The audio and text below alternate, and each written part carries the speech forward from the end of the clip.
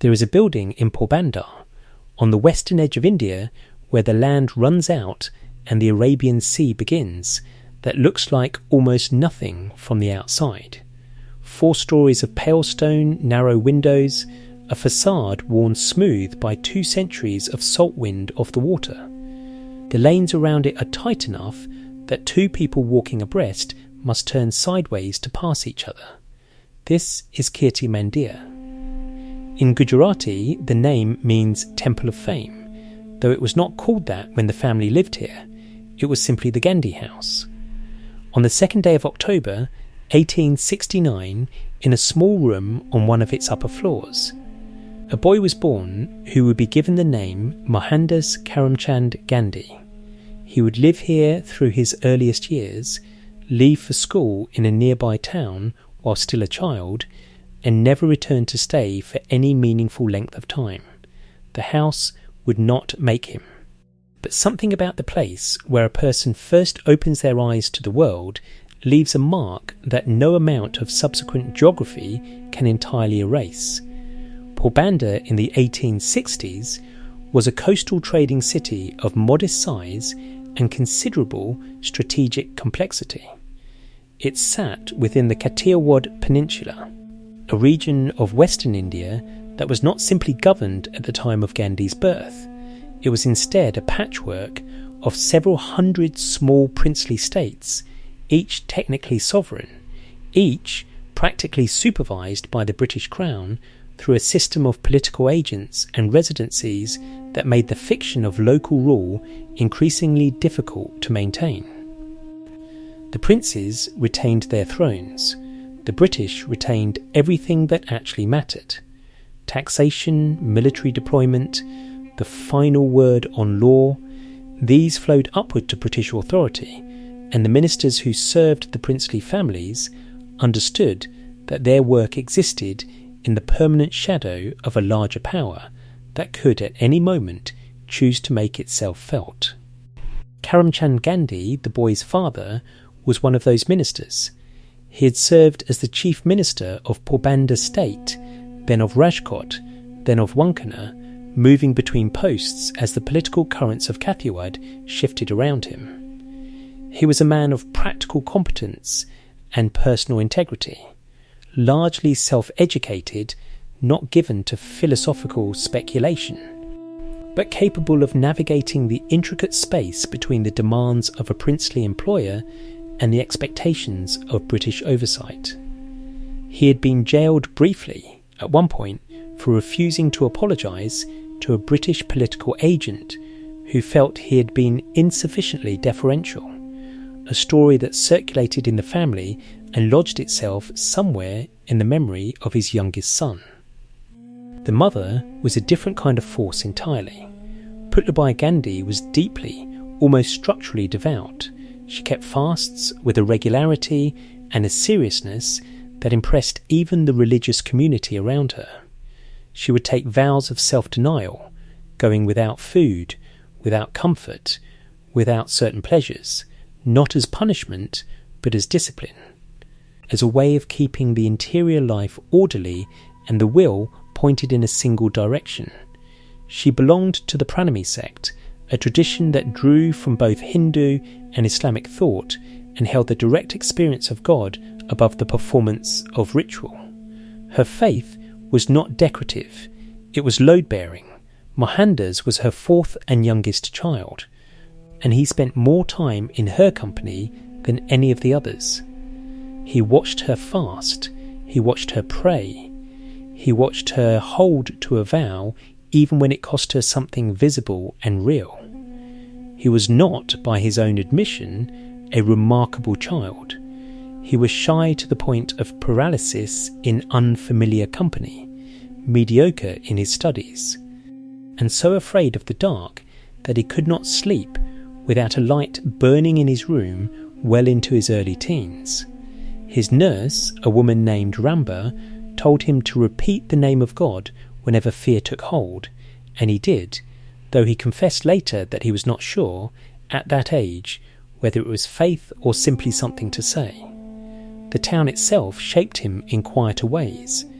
Porbandar was a place of merchants and sea trade, of Gujarati business families who had learned across generations that a reputation for honesty was a form of capital, that a man whose word could be trusted was worth more in a trading port than a man who could simply drive a harder bargain. This was not idealism. It was practical ethics, ground into the culture of the place through centuries of commercial life. Gandhi absorbed it without knowing he was absorbing it. He also absorbed something from the plays he watched as a boy. One production in particular seized him completely, the story of Harishchandra, a legendary king who loses everything, his kingdom, his family, his freedom, because he will not speak a single untruth. The boy Mohandas watched this play and could not let it go. He reenacted it alone, to himself, over and over. He wept thinking about it. He asked himself, in the way that children ask questions that turn out to be the questions of their entire lives, why all people could not be as truthful as Harishchandra. It was not a sophisticated question. It was a child's question. But it was the question he never stopped asking. The spelling test came on an ordinary school morning, unremarkable in every way, except for what happened inside one boy's head. The school inspector had arrived at the class and set the students a dictation exercise. One of the words was kettle. The teacher noticed that Mohandas had misspelled it and nudged him with his boot, signalling him quietly to copy from his neighbour's slate. Every other boy in the room did exactly that. Every other boy submitted a correct spelling. Mohandas sat still, refused to copy, and got the word wrong. He was the only one. The teacher was exasperated. The boy was unmoved. Not because he was defiant in any dramatic sense, he was far too shy for theatrics, but because the logic simply did not compute for him. The teacher was there to catch cheating. How could the teacher also be the one suggesting it? The contradiction was too large to step over, and so he did not step over it. Gandhi recalled this episode himself, noting that it did not reduce his respect for the teacher in the least. He had trained himself to carry out the orders of elders without scanning their actions, but he also could not bring himself to act against his own sense of what was true. These two things lived side by side in him from the very beginning, and the tension between them, obedience and conscience, deference and integrity, would define the shape of almost every moral crisis he would face for the rest of his life. He was, outside of this stubbornness about truth, genuinely unremarkable as a student. His own account is almost comically modest. He was average in most subjects, below average in physical activity, and so afraid of other boys that he would run home from school the moment the bell rang to avoid having to speak to anyone. He had no close friends in the conventional sense. He found the company of books easier than the company of people, though even his reading was limited mostly to what was assigned. He was not, at this stage, someone a passing observer would have set aside as unusual. Yet the impressions were accumulating. There was the play about Harishchandra, which had already worked itself so deeply into him that he reenacted it privately, weeping at the king's suffering, unable to stop asking the question it planted. Then came another play, the story of Prahlada, a devoted boy who refuses to renounce his faith in God even under his own father's persecution, who is thrown into fire and survives, who is submerged in the ocean and survives, whose devotion proves stronger than any punishment an earthly authority can devise. The young Mohandas watched this story with the same consuming intensity he had brought to Harishchandra. Two plays, two heroes, one who would not lie even when the truth destroyed him, one who would not yield even when power turned against him. He was building a moral architecture out of stories before he had a single word for what he was building. The question of meat arrived around this time, and proved considerably more complicated than a spelling test. A school friend named Sheikh Mehtab, older, physically confident, everything Gandhi was not, made a sustained argument that the weakness of Indians under British rule was partly physical, and that the British were strong because they ate meat. He even composed a rhyme that circulated among the boys, essentially shaming vegetarians for their timidity. The argument got under Gandhi's skin. He agreed to try meat, ate it in secret several times over a period of months, and then stopped, not because the meat made him ill, but because the secrecy did. Every night after eating meat, he returned home and sat down to dinner with his family. Every night he looked at his mother and said nothing. The deception was small in scale and enormous in weight, and he could not carry it. He told himself he would resume eating meat after his parents died, so that he would not have to deceive them. Until then, the vow his mother had extracted from him before he could understand its full meaning held him more firmly than any personal conviction. What is notable here is not the choice itself, but the reasoning. He did not stop eating meat because vegetarianism was correct.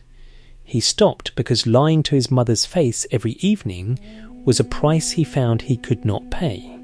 The ethical core of the decision was not dietary, it was relational. It was about what he owed to truth within the specific bonds that held him. This pattern, finding the moral question inside what looks like a practical one, would repeat itself throughout his life with remarkable consistency. There was also stealing. He and a cousin stole small amounts of copper from a household servant to buy tobacco. Later, the same cousin suggested stealing gold from an older brother's armlet to pay off a debt. Gandhi participated and then could not live with having participated. He wrote a full confession, gave it to his father, and knelt before him with the paper trembling in his hands, fully expecting a severe punishment. His father read it in silence. Tears fell down the old man's face. He said nothing. He tore the paper into small pieces. That was all. Gandhi described this moment as a lesson in the power of what he would later call ahimsa, non-violence, as a transforming force between people. His father's silence and his tears, the complete absence of anger or punishment, hit him harder than any scolding could have. He felt, he wrote, something like purification. The confession had been honest, the response had been loving, and something between them had been made clean. Karamchand Gandhi and his brother were both aging, both facing the last round of family marriages they would be responsible for arranging. There were 3 boys in the family who needed to be married: Gandhi's older brother, a cousin, and Mohandas himself. Organising 3 separate weddings would mean 3 separate rounds of expense, preparation, ceremony, and the exhausting social performance that Hindu weddings of that era demanded from every family involved. One wedding, combining all 3, was simply more efficient, so on the same day, on the same dice, 3 boys were married. Mohandas was 13 years old. Kastibai, his bride, was the same age. Gandhi wrote about this in his autobiography with a candour that is almost startling, given that he was describing his own family and his own culture. He called the institution of child marriage preposterous. He said he could see no moral argument in its support. He described, looking at the young boys in his care when he was writing those words, boys of the same age he had been on his wedding day, and feeling a mixture of pity for his younger self and relief for them. But he also admitted, with the same unflinching honesty, that on the day itself he had felt none of this. The prospect of the wedding had meant, to the 13-year-old Mohandas, good clothes, drum beating, processions, rich food, and a strange girl to play with. The carnal desire, he wrote plainly, came later.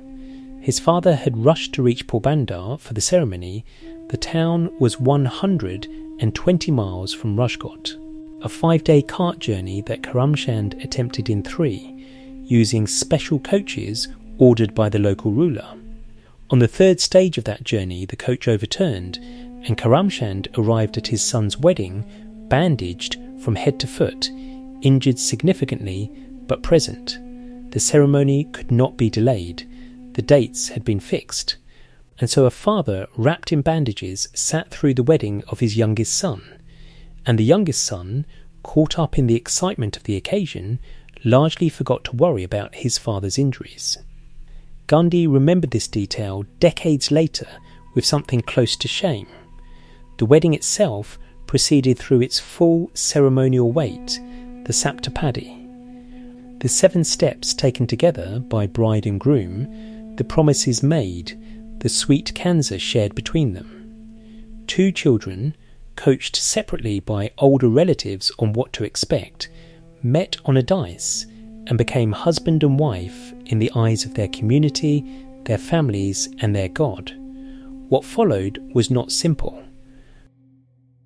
Gandhi developed an almost immediate and consuming jealousy that he himself described as possessive to the point of imprisonment.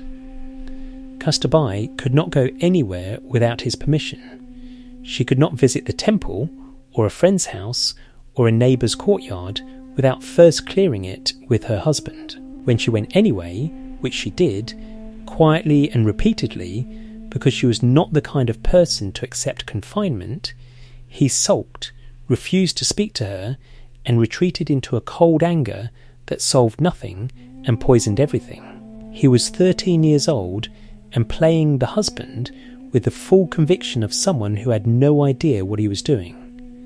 What is remarkable, looking back at his own account, is how clearly he eventually saw this. He did not write about those early years with the self-justification that most people use when revisiting the embarrassing passages of their youth. He wrote that Kastabai's defiance was entirely innocent, that she had every right to visit a temple, that his restrictions were a form of imprisonment with no legitimate basis, that if he had the right to impose them, she had an equal right to ignore them, and that this was, in fact, perfectly clear to him as a grown man, even if it had been completely invisible to him as a boy. The jealousy faded gradually, but the marriage remained complicated by something else. A guilt that accumulated over years and would eventually reshape him in ways Kastabai could not have anticipated on their wedding day. He was, by his own confession, passionately and almost obsessively attached to her in those early years. He thought about her during school. He counted the hours until nightfall. He lay awake talking to her long after she wanted to sleep. The attachment was real and intense, and he did not pretend otherwise, but it also sat uneasily alongside everything else he was, the boy who could not lie, the child who had absorbed his mother's capacity for self-discipline, the student who was slowly building an interior architecture around the idea that desire, uncontrolled, corroded something essential. The marriage was interrupted repeatedly by the customs of the time. Kastabai spent long stretches at her parents' home, as was expected of a young bride in Kathiawad. This separation, which Gandhi found agonising at the time, he later acknowledged had been genuinely protective of both of them from the full weight of a relationship neither was remotely prepared to carry. Then came the night that he never forgave himself for. His father's health had been declining for some time, and during his final illness, Karamchand required constant nursing. Gandhi took this duty seriously, attending to his father every night, massaging his legs, sitting with him, being present. But one night, a relative offered to take over, and Gandhi went to his wife's room instead. He was with Kastabai when a servant knocked on the door to tell him his father had just died. Grief, when it arrives mixed with guilt, does not behave like ordinary grief. It does not soften with time in the usual way. It finds a permanent address somewhere in the chest and takes up residence there, returning without warning. Refusing to be reasoned with, insisting on being felt again and again at the most unexpected moments. Gandhi was 18 years old when his father died. He had been nursing Karamchand through a long illness, sitting with him every night, massaging his legs, changing his bandages, performing the small and unglamorous acts of care that serious illness demands from those close enough to provide it. He had not been reluctant about this. He had been devoted to it. In the same way he had been devoted to the ideal of Shravana carrying his parents on his shoulders, duty to elders was not an abstraction in the Gandhi household, it was a daily practice. But on that particular night, a visiting uncle offered to take over the bedside watch. Gandhi went to his wife's room. He was with Kathiawad when the knock came at the door. His father had died in the minutes of his absence, attended not by his son but by the uncle who had stepped in. He described the feeling that followed as a shame that never left him. He called it his double shame, the lust that had drawn him from the room and the absence at the moment that could never be recovered. Karamchand Gandhi had died without his youngest son beside him, and the reason was a desire that Gandhi would spend the next several decades of his life working to extinguish entirely. This is the wound that runs underneath everything that follows. It is important to understand that Gandhi did not record this episode to perform contrition. He recorded it because he had committed himself, in writing the autobiography, to a standard of truth that did not exempt his own failures from scrutiny. He wrote it the same way he wrote about the stolen gold and the secret meat, plainly without self-pity, and with the expectation that the reader would understand why it mattered. And it mattered because it was the first time that desire had cost him something genuinely irreplaceable. The family was now in difficult financial circumstances. Karamchand had not accumulated savings in any significant measure, and the household that remained, Gandhi, his brothers, Kathiawad, various other relatives, had to reckon with a reduced future. It was around this time that a family friend and solicitor, Mavji Dev, came to the Gandhi household with a proposition. A firm called Deda Abdullah and Company, based in South Africa, needed someone to assist with a large legal case in the Transvaal. The work would last approximately 1 year. The pay would be £105 plus return passage. All expenses covered, but before South Africa there was England. The decision to study law in London had actually preceded his father's death. It had been discussed, debated, and nearly blocked by the elders of his caste community, the Mod Banias, who called a meeting and formally declared that crossing the ocean was forbidden. That to go to England was to abandon Hindu custom, to eat and drink with foreigners, to lose caste entirely. Gandhi stood before the meeting and told them he intended to go regardless. They announced his outcasting. He sailed anyway. His mother extracted from him, before he departed, 3 vows: no wine, no women, no meat. He made them sincerely, and he kept them, though keeping them in England would turn out to require more active effort than either of them anticipated on the docks in Bombay. He arrived in Southampton in the autumn of 1888, 18 years old, wearing a white flannel suit he had been advised was appropriate for the English climate, which it was not. He was immediately, visibly, comprehensively out of place. London absorbed him into its indifference without ceremony. The first weeks were a genuine ordeal, not of hostility, but of incomprehension. He could not understand the food, could not follow conversations at normal speed, could not read the social codes that governed how English people moved through rooms and spoke to one another. He was so shy that accepting a dinner invitation felt like preparing for a military engagement. He spent enormous mental energy on the logistics of eating in a country where every restaurant and every social gathering seemed to assume that a person would eat meat as a matter of course. he wandered London looking for vegetarian restaurants. When he found one near Farringdon Street, he ate a full meal and bought a copy of Henry Salt's book making the moral and scientific case for vegetarianism. This was the moment, he wrote later, when he became a vegetarian by choice rather than by vow, when the commitment moved from his mother's instruction into his own conviction. The distinction mattered enormously to him. He joined the London Vegetarian Society. He attended meetings. He sat on its executive committee and said almost nothing at any of them, drafting his contributions on paper and having others read them aloud because his voice locked in his throat whenever he tried to address a room. He was, by any observable measure, a young man with almost no public presence whatsoever. And yet something was quietly reorganising itself inside him during those 3 years. He read widely and with genuine hunger the Bhagavad Gita in English translation for the first time, finding in it an articulation of the renunciation his mother had embodied in practice. He read the Bible, including the Sermon on the Mount, which struck him with a force he did not expect. He read Madame Blavatsky's work on theosophy and met people who were seriously engaged with questions of religion, ethics, and the relationship between inner life and outer action.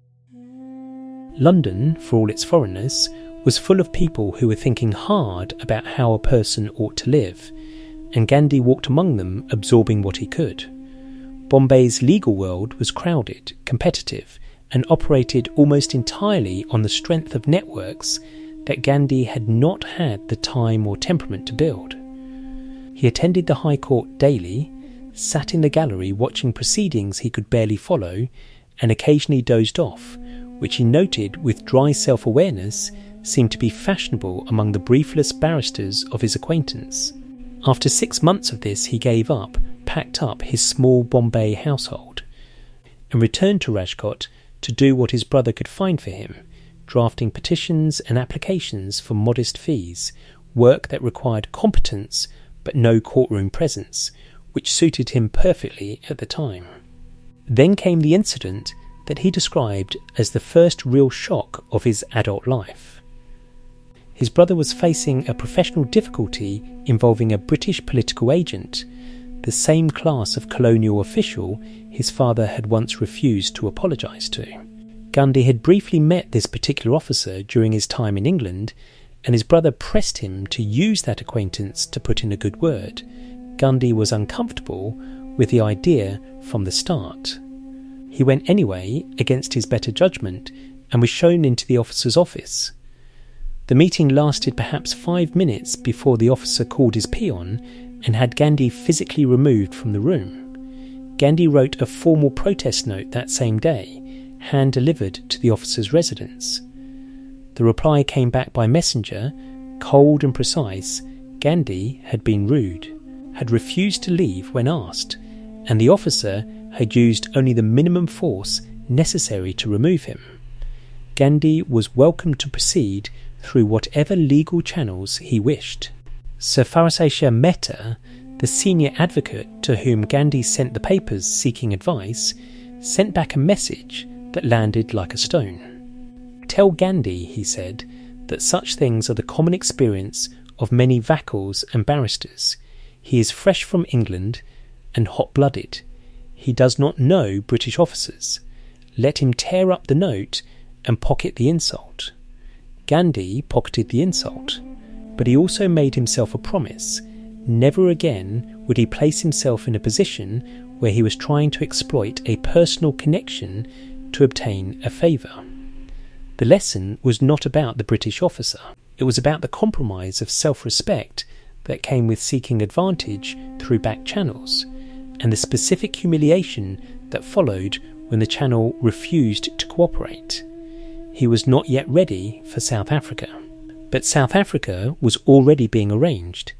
The offer from Deda Abdullah and company was technically not a legal engagement in the full sense. Gandhi understood clearly that he was being hired as much for his English literacy and his ability to communicate with European Council as for any strictly legal function. The fee was modest, the duration was 1 year. The destination was Natal, a British colony on the southeastern coast of Africa, where a significant Indian merchant and indentured labour community had been established over the preceding decades. He left in April 1893, aged 23, with considerably less anxiety than he had felt leaving for England 5 years earlier. His mother was gone. He had seen the world. The wrench of departure had a different quality now, less about leaving home and more about leaving Kastabai, with whom, he noted carefully, the relationship had been gradually moving towards something less entangled with possessiveness and more resembling genuine companionship. The ship stopped at Lamu, at Mombasa, at Zanzibar. Gandhi wandered each port with a curiosity of someone genuinely interested in how other people organised their lives. At Zanzibar, he was struck by the scale of the trees, the extravagance of the vegetation, the texture of a world entirely unlike the salt flat coast of Kathiawad. He arrived in Durban towards the close of May. The first signals were subtle but unmistakable. At the quay, watching people come aboard to meet passengers, he noticed that the Indians present were not held in much respect. The manner in which those who knew Abdullah Sheth, the head of the firm, behaved toward him had a quality Gandhi identified immediately and precisely as snobbishness. He noticed it, felt stung by it, and filed it away. His first week in Durban produced a second signal. Abdullah Sheth took him to observe proceedings at the local court, where Gandhi sat beside the firm's attorney and watched the magistrate stare at him with increasing deliberateness before ordering him to remove his turban. Gandhi refused. He stood up and walked out. He was not yet sure what he was dealing with. But he was beginning to understand that the hierarchy he had navigated in Kathiawad, where British authority sat above princely authority, and both sat above ordinary Indian life, had an even cruder and more naked version here, one that did not bother with the courtesy of pretending the arrangement was about anything other than race. The full education came a few weeks later on a train. Gandhi had been sent to Pretoria in the Transvaal to work on the firm's case there. He had purchased a first-class ticket. He boarded at Durban, found his compartment, and settled in for the overnight journey. At Pietermaritzburg, a white passenger entered the compartment, looked at Gandhi, left, and returned shortly with 2 railway officials who informed Gandhi that he would need to move to the luggage van at the rear of the train. Gandhi pointed to his first-class ticket. The officials pointed to the luggage van. Gandhi refused to move. A constable was summoned. Gandhi was removed from the train with his luggage and left on the platform at Pietermaritzburg as the train pulled away into the darkness. The waiting room was cold. It was a high-altitude winter night in the Natal Midlands, and Gandhi had sent his overcoat into the luggage hold before being removed from the train and could not retrieve it. He sat in the dark, shivering, and thought. He thought about whether to send a telegram to Dada Abdullah and take the next train back to Durban and from there back to India. He thought about whether what had just happened was a personal indignity or something larger, something systematic, something that would follow him everywhere in this country regardless of the class of ticket he purchased. He thought about the principle involved, whether it was right to submit to a humiliation of this kind, or whether submission was its own form of harm.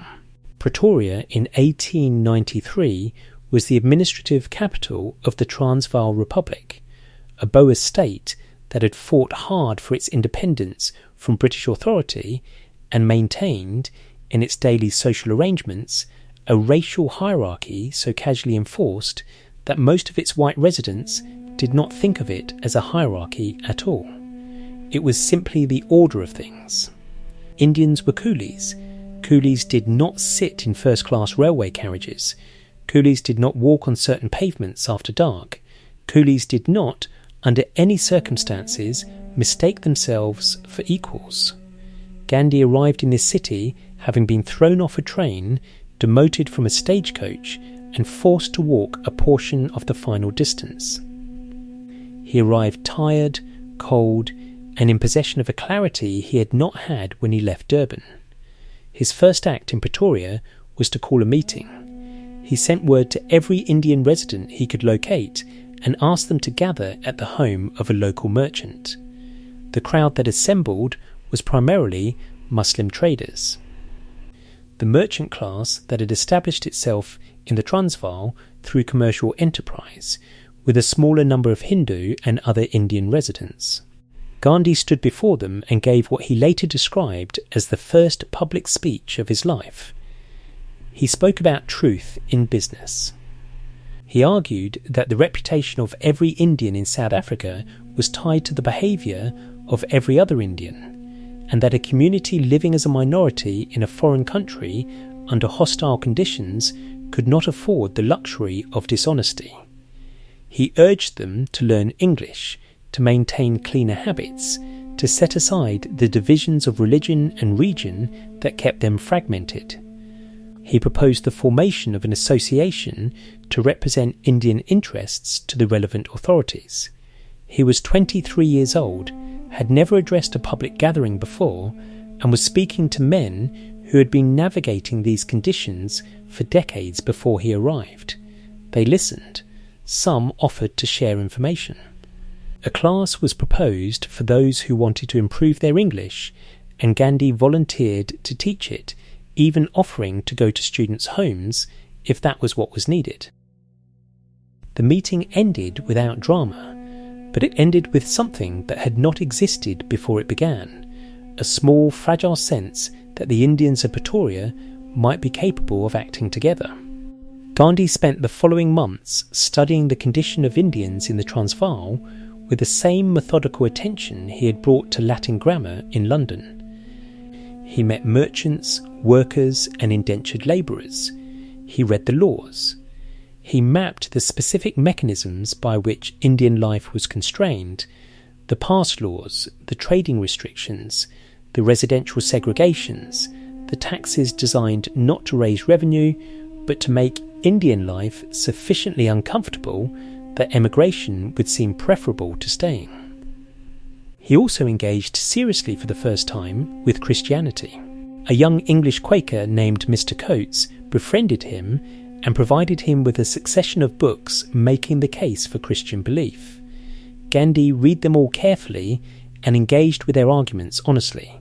He found much to admire, particularly in the Sermon on the Mount, which had already moved him in London, but he could not accept the doctrine of atonement, the idea that Christ's suffering cancelled the moral debt of every believer regardless of their own conduct. He told Coates directly that he did not seek redemption from the consequences of sin. He sought to be redeemed from the very thought of sin. Until he had achieved that, he said, he would remain content to be restless. Coates was not satisfied with this answer, but he respected it, and the friendship continued. What Gandhi was doing in these months, though he did not frame it this way at the time, was testing every significant belief system he encountered against the same internal standard. The one his mother had embodied, the one Harish Chandra had represented in the play that had haunted his childhood. Was this true? Did it hold when pressure was applied? Could you actually live by it, or did it only work as an idea? Christianity failed his test not because he found it false, but because the specific version of it being offered to him asked for belief in exchange for salvation, and he had no interest in transactions of that kind. He also came into contact during this period with a remarkable Jain thinker named Raishan Bai back in India, with whom he maintained an intense correspondence. Raishan Bai was a poet and jeweller who had memorized an extraordinary volume of scripture and possessed what Gandhi described as an ability to see directly to the heart of a philosophical question. It was Raishan Bai who first challenged Gandhi's sentimental admiration for conjugal devotion, asking him whether the love between husband and wife was really more admirable than the devoted service of a faithful servant, which required effort and choice rather than the natural bond of marriage. The question unsettled Gandhi in ways he could not immediately resolve, but it planted something. His legal work in Pretoria concluded in the spring of 1894, and he prepared to return to India. A farewell dinner was arranged. Then, at the dinner, someone passed him a copy of that day's newspaper, open to a report on a bill being debated in the Natal Legislative Assembly that would disenfranchise Indian voters entirely. Gandhi read it, he set it down. He asked Abdullah Sheikh whether the Indian community was aware of this. They were aware of it, came the answer, but they were merchants. They did not know how to fight it. They did not have the tools. Gandhi said he would stay one more month. He stayed 21 years. The month of extension became an organising campaign. Gandhi drafted petitions, collected signatures, wrote letters to newspapers, briefed the Indian community on the specific legal language of the bill and what it would mean in practice. The campaign generated significant press coverage. The Natal Advertiser referred mockingly to the petition signed by 10,000 Indians as the monster petition. A phrase Gandhi noted with the dry satisfaction of someone who understood that being taken seriously enough to be mocked was its own form of progress. The Natal Indian Congress was formally established in 1894 with Gandhi as its honorary secretary, working without salary. The membership fee was set at £3 per year for full members and lower amounts for others, with the explicit intention of making it accessible to workers and not just merchants. Gandhi understood, even at this early stage, that a political organisation that represented only the prosperous section of a community was not really representing the community at all. The Disenfranchisement Bill passed anyway. The Natal legislature was not moved by petitions. But something had been built, a structure, a habit of collective action. A set of relationships between people who had previously related to each other only as commercial competitors or strangers divided by religion and regional origin. The Natal Indian Congress was not, in its early years, a revolutionary organisation. It filed petitions, it wrote letters, it briefed sympathetic journalists, it sent delegations to government offices where polite men in suits listened carefully and then did more or less whatever they had already planned to do. By the conventional measures of political effectiveness, its record in the 1890s was modest at best. Gandhi knew this. He recorded it without embarrassment. What the Congress was doing, he understood, was not primarily winning legislative battles. It was building the habit of collective identity among a community that had arrived in South Africa fragmented by religion, language, caste and class, and had remained fragmented because fragmentation was, in a narrow sense, convenient. Merchants competed with each other. Indentured labourers had no time for politics. Hindus and Muslims kept their social distance. The British administration found this fragmentation useful and had no interest in disturbing it. Every meeting of the Natal Indian Congress was therefore, in addition to whatever business it transacted, a small act of insisting that these divisions were less important than the condition they all shared. The condition was this: Indians in Natal existed in one of three legal categories. There were the free Indians, merchants, traders, professionals, who had come voluntarily and occupied a precarious middle position, prosperous enough to be resented, foreign enough to be excluded.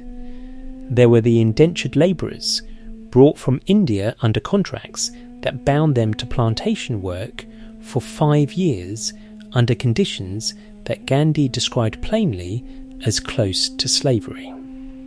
And there were the freed labourers who had completed their indentures but faced a specific financial trap, a £3 annual tax imposed in 1895 designed to force them to either re-indenture or leave the colony, because a free Indian labourer who stayed and competed in the open economy was precisely what the plantation system could not tolerate.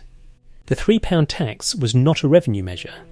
It was a mechanism of coercion dressed in the language of administration, and Gandhi understood its function immediately and precisely.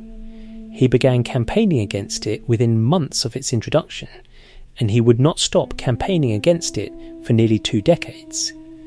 The tax became one of the fixed points of his South African work, not because it was the most dramatic injustice in the system, but because it was among the most nakedly dishonest, and because its victims were the most vulnerable people in the Indian community, the ones with the least political voice and the most to lose. This instinct to direct his energy toward those at the bottom of whatever hierarchy he was examining, rather than those in the middle who were more articulate and better positioned to advocate for themselves, was already fully formed by the mid-1890s. It would remain a defining characteristic of everything he did, including the campaigns that would eventually make him famous. Then came 1904 and the book On the Train. Gandhi had been in South Africa for over a decade. His legal practice was substantial. His public work was constant. His household in Johannesburg was comfortable by the standards of the time, staffed and furnished in the manner of a successful professional. He had, in other words, built exactly the kind of establishment that a talented Indian barrister in colonial South Africa might aspire to build, and he was, at some level he could not quite silence, deeply uncomfortable with it. A young journalist named Henry Pollack, whom Gandhi had met at a vegetarian restaurant in Johannesburg, handed him a book as he was about to board an overnight train to Durban. It was John Ruskin's Unto This Last, a Victorian critique of political economy that argued, among other things, that the good of the individual was inseparable from the good of all, that a lawyer's work had no greater inherent value than a barber's, and that a life of manual labour was not a lower form of existence but a higher one. Gandhi read it through the night and could not put it down. By the time the train reached Durban the following evening, he had decided to reorganise his life entirely around its principles. He described the experience as an instantaneous and practical transformation, not a slow shift of opinion, but a sudden recognition of convictions he already held, but had not yet found the language or the courage to act on.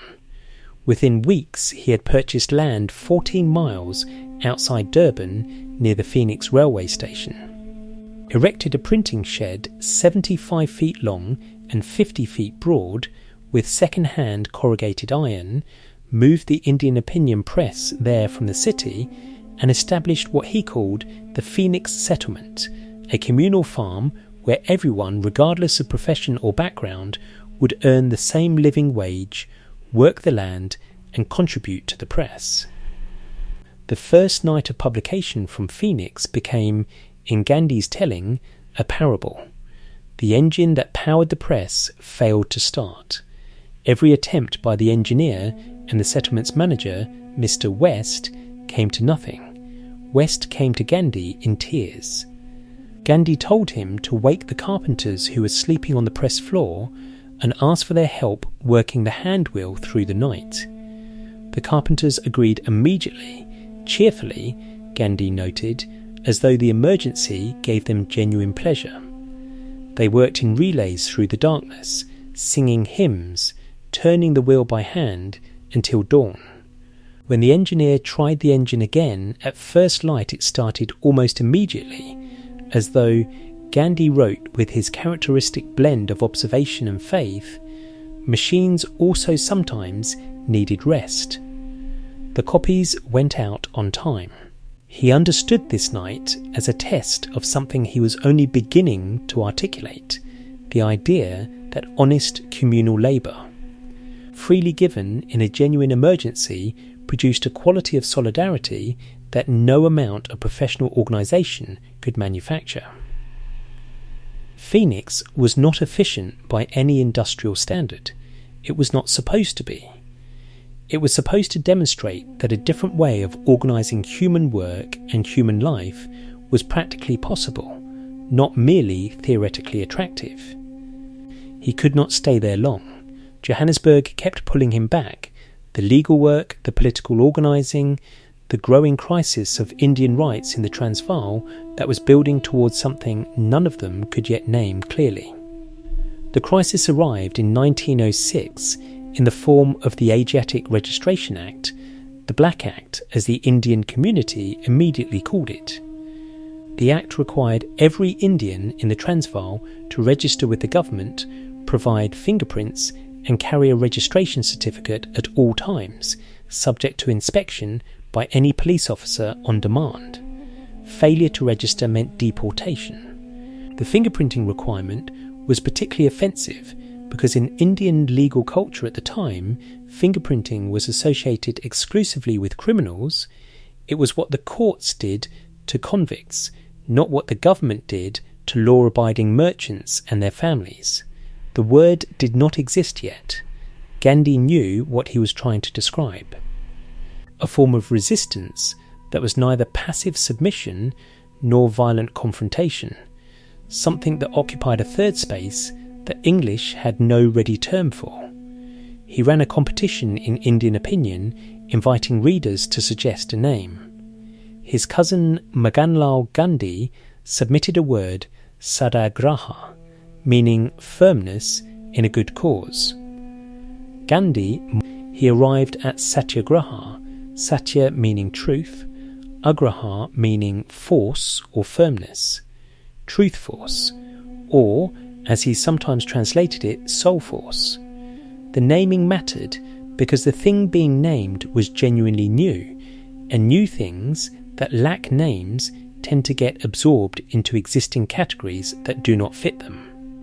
Satyagraha was not passive resistance, a term Gandhi explicitly rejected because it implied weakness and could theoretically be used with hatred in the heart.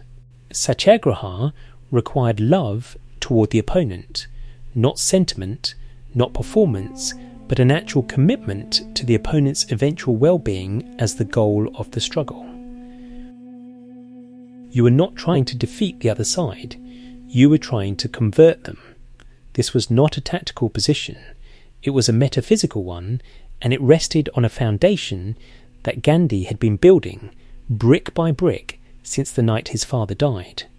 In 1906, a few months before the Empire Theatre meeting, Gandhi had been serving with an Indian ambulance corps during the Zulu rebellion in Natal, a brutal and largely one-sided military campaign in which British colonial forces suppressed an uprising against a hut tax. Gandhi and his volunteers did not carry weapons. They carried stretchers and bandages and moved through the aftermath of engagements tending to wounded men on both sides, including Zulu fighters whom the regular medical services refused to treat. The marches were long and the terrain was difficult, and there was a great deal of time to think. What Gandhi thought about during those weeks of walking through the Natal Hills was the incompatibility between the life he had been living and the life he believed he needed to live. He had a comfortable household in Johannesburg. He had furniture and a practice and a settled domestic routine. He had, in short, accumulated exactly the kind of establishment that made a man careful of his comfort, careful of his reputation, careful of the risks he was willing to take, and carefulness of that kind, he concluded, was the enemy of the service he wanted to render. He had been moving toward the Brahmacharya vow for years, the vow of complete celibacy, the redirection of the energy bound up in sexual life toward the work of public service. He had discussed it with Kathiawad. She had no objection, he wrote, though he acknowledged that the decision was primarily his, and that he had not fully shared his thinking with her until the moment of the vow itself. He took it in 1906 in Phoenix after returning from the Zulu campaign. He described the 20 years that followed the vow with a candour that most people of his era would never have attempted in print. He wrote that the freedom and the joy that came after taking the vow were unlike anything he had experienced before it, that the vow had functioned as a shield against temptation in a way that mere effort and intention never had. He wrote that he had failed twice before the final resolution, and that those failures had taught him something important about the difference between wanting to change and actually changing. The insight he drew from this was characteristic. He wrote that a person who says, "I believe in effort, I do not want to bind myself with vows," is not displaying spiritual flexibility. They are displaying a failure to fully recognise the necessity of change. If you truly understand that a particular thing must be renounced, the vow is a natural and inevitable consequence of that understanding. Hesitation about making a vow is evidence that the understanding is not yet complete. This was not a philosophy he had read somewhere. It was a conclusion wrung out of his own repeated experience of failing to do what he intended until he committed to it absolutely. The Satyagraha campaign against the Black Act began in earnest through 1907. Indians who had pledged at the Empire Theatre refused to register. The Transvaal government set a deadline for registration. The deadline passed. The government extended it. The deadline passed again. Gandhi was among the first to be arrested, tried, and sentenced to 2 months' simple imprisonment in January 1908. He went to prison carrying the Bhagavad Gita and a copy of Tolstoy. General Jan Smuts, who was responsible for the administration of the Transvaal, summoned Gandhi from prison for negotiations.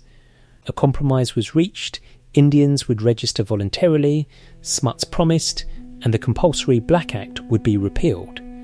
Gandhi accepted the terms, was released, and immediately went to register, only to be attacked by a group of Pathans who believed he had betrayed the movement by agreeing to register under any circumstances. He was beaten severely enough to lose consciousness. When he recovered, he completed his registration. Smuts did not repeal the act. Gandhi had expected this possibility. He had told the community before agreeing to the compromise that he could not guarantee Smuts would keep his word, only that it was right to give him the opportunity to do so. When the betrayal came, he organised a public burning of registration certificates, a bonfire in the grounds of the Hamidiya Mosque in Johannesburg, into which over 2,000 certificates were thrown. The image travelled around the world. It was the first time in the 20th century that a political movement had used the public burning of government documents as a form of protest, and the coverage it generated was far beyond anything the Natal Indian Congress's petitions had ever achieved. But coverage was not the goal. The goal was the repeal of the Act and the abolition of the £3 tax. Both remained in place. The campaign continued through arrests, imprisonments, marches, and the systematic economic pressure of Indian traders closing their businesses rather than comply with registration laws they had pledged to resist. Gandhi was imprisoned twice more. Each time he went without complaint and used the time to read, to write, and to these two things were simultaneously true in January 1915 when Gandhi stepped off the ship in Bombay to a reception that was warm, crowded, and almost entirely based on a reputation that had been built 5,000 miles away in a country most of the welcoming crowd had never visited. They knew he had fought for Indian rights in South Africa. They knew he had gone to prison for it.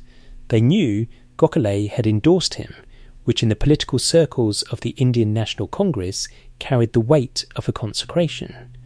What they did not know, what Gandhi himself was acutely aware of not knowing, was India. The country he had left in 1893 as a young barrister with a one-year contract was not the country he was returning to.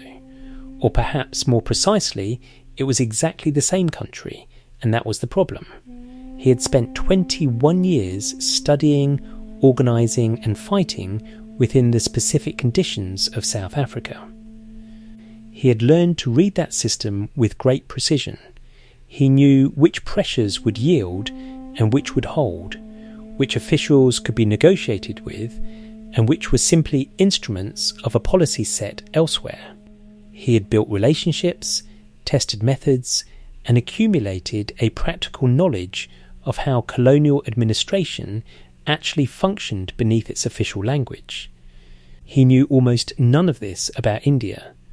Gokhale, his political mentor, had given him clear and specific advice before his death in 1915, travel for 1 year in third class before speaking publicly on Indian political matters.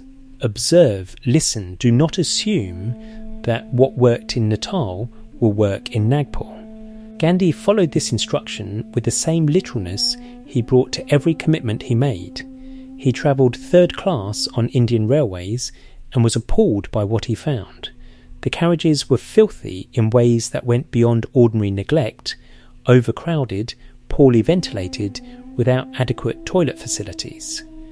Treated by the railway administration as a residual category for people whose comfort was simply not a factor in the system's calculations. Gandhi sat in these carriages for weeks at a time and watched how ordinary Indians, farmers, labourers, small traders, pilgrims actually moved through their country. And the gap between the India that was discussed in Congress resolutions and the India that was visible through a third-class railway window was, he found, enormous. He also discovered untouchability at close range, in a way that the relatively more fluid social conditions of South Africa had not prepared him for. He founded the Sabarmati Ashram in Ahmedabad in 1915 with the explicit intention of building a community that would practice what he had been preaching: simple life, manual labour, self-sufficiency, and the complete rejection of untouchability as a social practice. The ashram's founding statement made clear that untouchable families were welcome as members on exactly the same basis as anyone else. The backlash was immediate. Donations stopped. A wealthy backer who had been supporting the ashram withdrew his funding. Rumours circulated in the neighbourhood about the pollution of the water supply. Social pressure of a kind that Gandhi had not encountered since his outcasting before the voyage to England descended on the small community with surprising force, given that what had provoked it was simply the admission of one family. The family's name was Dudubai. He was a man of modest education and considerable patience, and his wife Danabane faced the specific daily indifference of the ashram's other women, the averted eyes, the subtle reluctance to share space, the thousand small signals through which a community communicates that someone does not fully belong. Gandhi watched this and felt something he described as an internal storm more difficult to bear than any external crisis. The monetary difficulty had not caused him anxiety, he wrote. This did. One morning, with the ashram's funds entirely exhausted and the prospect of moving the community to the Untouchables quarter of Ahmedabad becoming a serious practical plan rather than a theoretical position, a car pulled up outside. A man Gandhi barely recognised stepped out, pressed 13,000 rupees in currency notes into his hand, and drove away without coming inside or offering any explanation. Gandhi never fully identified the donor publicly. The money kept the ashram solvent for a year. He read this as neither coincidence nor miracle, but as something he had observed repeatedly in his own life, that when a person acts from genuinely pure motive without calculating the cost, the means to continue tend to arrive, not always elegantly or on schedule, but with enough consistency to suggest that the universe is not entirely indifferent to honest effort. It was also in these early years back in India that he encountered for the first time the specific texture of Indian poverty in its rural form. Not the poverty of urban labourers he had seen in Johannesburg or Durban, but the deep structural poverty of villages where people had no furniture, no change of clothes, where women wore the single sari they owned without washing it because they had nothing to change into while it dried. He visited a woman in Champaran during a later campaign who told Kastabai plainly, "Tell Mahatmaji to get me another sari and I will promise to bathe and change every day." It was not a complaint, it was a statement of arithmetic. She had one garment. The mathematics of cleanliness required at least two. Gandhi wrote about this exchange because it illustrated something he wanted his readers to understand. That many of the things that look like cultural failures or personal failings in the Indian poor were simply the logical consequences of material deprivation so complete that it had removed the preconditions for the behaviour being demanded of them. You could not lecture people about hygiene when they had one sari. You had to first address the conditions that had reduced them to one sari. This understanding that moral improvement required material conditions that made it possible was not new to Gandhi as a principle. He had argued something similar in South Africa, but seeing it in Indian villages, in the faces of women who were his own countrywomen, gave it a weight and an urgency that no amount of intellectual conviction could have supplied on its own. He was also, during these first years, systematically dismantling whatever remained of his personal comfort. The ashram diet was progressively simplified. Possessions were reduced. The standard of living that a successful barrister might consider modest was identified and then reduced further. Gandhi had a gift for finding the next thing he did not actually need and giving it up, and he applied this gift with a consistency that his companions found either inspiring or exhausting depending on their own relationship to comfort.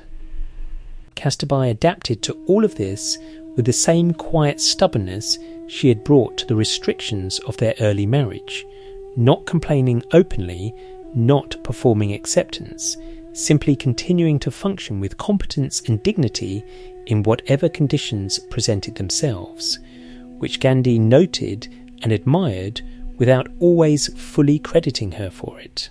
It sat in the far north of Bihar, pressed against the foothills of the Himalayas and the border of Nepal, cut off from the main currents of Indian political life by geography and by the deliberate indifference of an administration that found remote suffering considerably easier to manage than visible suffering. The Indian National Congress was, as Gandhi noted, practically unknown in those parts. Even those who had heard its name shrank from mentioning it. The district existed in a kind of enforced isolation that had been cultivated over generations by the indigo planting system and the European planters who ran it. The system itself was over a century old. Under the Tinkathia arrangement, Tinkathia meaning 3/20 in the local measurement, every tenant farmer was required to plant indigo on 3/20 of their land and surrender the entire harvest to the planter at a fixed price set by the planter. The price bore no relationship to the market value of indigo, the cost of cultivation, or any other economic reality. It was simply what the planters said it was, and the farmers had no mechanism to contest it and no authority to appeal to that was not itself part of the same system. When synthetic dyes began replacing natural indigo in the early 20th century and the crop became less valuable to the planters found a new arrangement. They demanded payment from tenants to be released from the Tinkathia obligation, a sum called tawan, which was essentially a fee for the privilege of being allowed to stop growing a crop that was no longer profitable for anyone. The farmers, who had been compelled to grow indigo for a century, were now being compelled to pay to stop growing it. The logic was impeccable from the standpoint of a system designed entirely around the extraction of value from people who had no power to refuse. Gandhi arrived in Motihari, the district headquarters, in April 1917. He had barely settled before the district superintendent of police appeared with a written notice ordering him to leave Champaran immediately. Gandhi received the notice, read it carefully, and wrote back that he did not propose to comply with it until his inquiry was finished. He was summoned to appear in court the following morning on a charge of disobeying a lawful order. What happened next was the first demonstration on Indian soil of the method he had refined over 21 years in South Africa, and it was as clean and as complete as anything he had managed in Johannesburg or Pretoria. He appeared in court. He did not contest the charge. He told the magistrate plainly that he had disobeyed the order, that he understood this constituted a legal offence, and that he was prepared to accept whatever sentence the court chose to impose. He then read a short statement explaining why he had disobeyed. He was not, he said, acting from disrespect for lawful authority. He was acting from obedience to a higher law, the voice of conscience, and the obligation he felt toward the people who had called him there. He asked the court to understand that his submission to penalty was itself an expression of respect for the rule of law, not a repudiation of it. A man who breaks a law he believes to be unjust and then accepts the punishment for doing so is not an anarchist. He is making the precise argument that the law is wrong. In the only language that a legal system can hear without flinching, the magistrate adjourned the case. The lieutenant governor, faced with the spectacle of a man peacefully submitting to prosecution in front of a courthouse surrounded by thousands of peasants who had walked from surrounding villages simply to be present, ordered the case withdrawn. Gandhi was free to conduct his inquiry and could count on whatever official assistance he needed. It was, as Gandhi noted with satisfaction, an object lesson in civil disobedience delivered to an entire district without a single act of violence or disorder. The inquiry that followed was meticulous. Gandhi and his team of volunteer lawyers took statements from thousands of peasants, each one cross-examined carefully, each one required to demonstrate consistency under questioning, each account checked against others to eliminate exaggeration. A SID officer was present at every session, and Gandhi had given explicit instructions that the officer was to be treated with courtesy and given access to whatever he wanted to observe. The presence of the government observer, rather than intimidating the peasants, actually made them more careful and therefore more credible. He wrote to each planter against whom serious allegations had been made, asking for their version of events. He met the Planters Association. He was civil, methodical, and entirely unmoved by the considerable social pressure a community of European planters could generate in a district where they had operated without challenge for a century. He also understood, from his experience in South Africa, that political work that did not extend to the daily conditions of people's lives was incomplete work. He opened schools. He sent to the Sabarmati ashram and to contacts across India for volunteers willing to teach in villages for a period of months. The response was substantial. Lawyers, teachers, and their wives arrived from Bombay, Pune, Ahmedabad, and elsewhere. Kastabai came. Mahadev Desai, who would become Gandhi's primary secretary, joined the team. A young professor named Kripalani came and made himself indispensable as gatekeeper, crowd manager, and occasional comedian whose unfailing humour dissolved tension in situations where tension had been building to a dangerous pressure. The schools operated on an understanding that their purpose was not primarily academic. Gandhi told his volunteers that they were not there to teach grammar. They were there to teach cleanliness, self-respect, and the practical habits of a dignified life. Literacy would follow, but it could only take root in conditions where people had enough confidence in their own worth to believe that knowing things was something they were entitled to do. Medical relief was provided on the same practical scale: castor oil, quinine and sulphur ointment, 3 remedies covering the most common ailments in the district, administered by volunteers under the direction of a Dr. Gandhi had borrowed from the Servants of India Society. No patient was allowed to take medicine home. Treatment happened on site, under observation, and each volunteer followed a brief from their medical supervisor that kept the work simple, honest, and within the limits of what they actually knew. One school building was burned to the ground one night, almost certainly by men working for the planters. Gandhi's volunteer in charge, a man named Soman, responded by rebuilding it in brick with community labour so that it could not be burned again. Gandhi recorded this without commentary. The action spoke for itself. The Bihar government eventually sent Gandhi a letter suggesting that his inquiry had been going on long enough and that perhaps he might consider leaving. Gandhi replied that he had no intention of leaving until the inquiry had produced relief for the people, and that the government had a straightforward way to accelerate his departure. It could address the grievances he had documented, or it could institute an official inquiry of its own, in which case he would be glad to cooperate. Sir Edward Gate, the Lieutenant Governor, took the second option. An official inquiry committee was formed. Gandhi was invited to join it as a member, representing the riot's interests.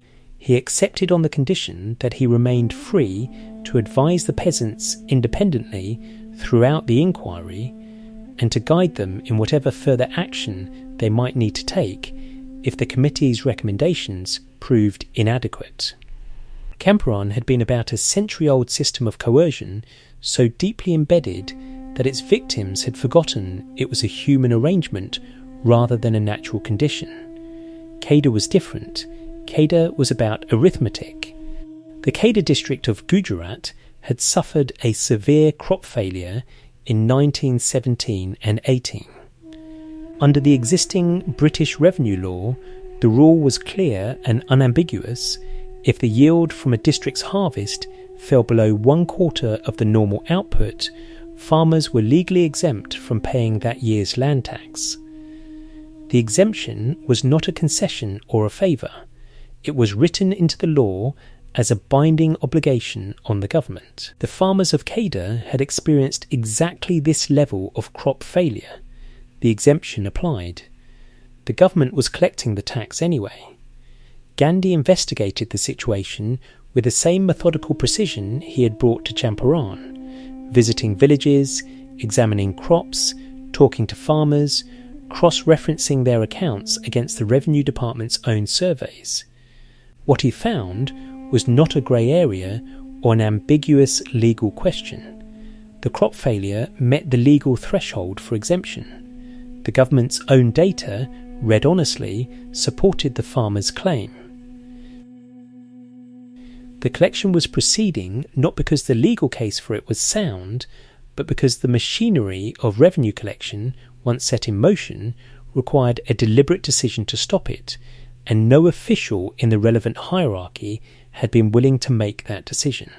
He also found something else, a community considerably more politically aware and economically varied than the isolated subsistence farmers of Champaran.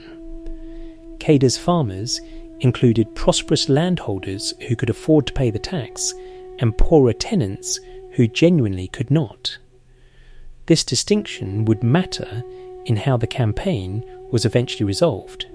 Gandhi launched the Kheda Satyagraha in March 1918, calling on farmers to refuse to pay the land tax until the government either acknowledged the legal exemption or proved with its own evidence that the exemption did not apply. The campaign was not asking for charity or political concessions. It was asking the government to follow its own law. Two colleagues who had become central figures in Gandhi's Indian campaigns emerged clearly during Kheda. The first was Vallabhbhai Patel, a prosperous barrister from Gujarat with a talent for organisation, an instinct for practical politics, and a directness that complemented Gandhi's more measured public manner. Patel threw himself into the Kheda campaign with an energy and a capability for logistical detail that Gandhi recognised immediately as something the movement badly needed.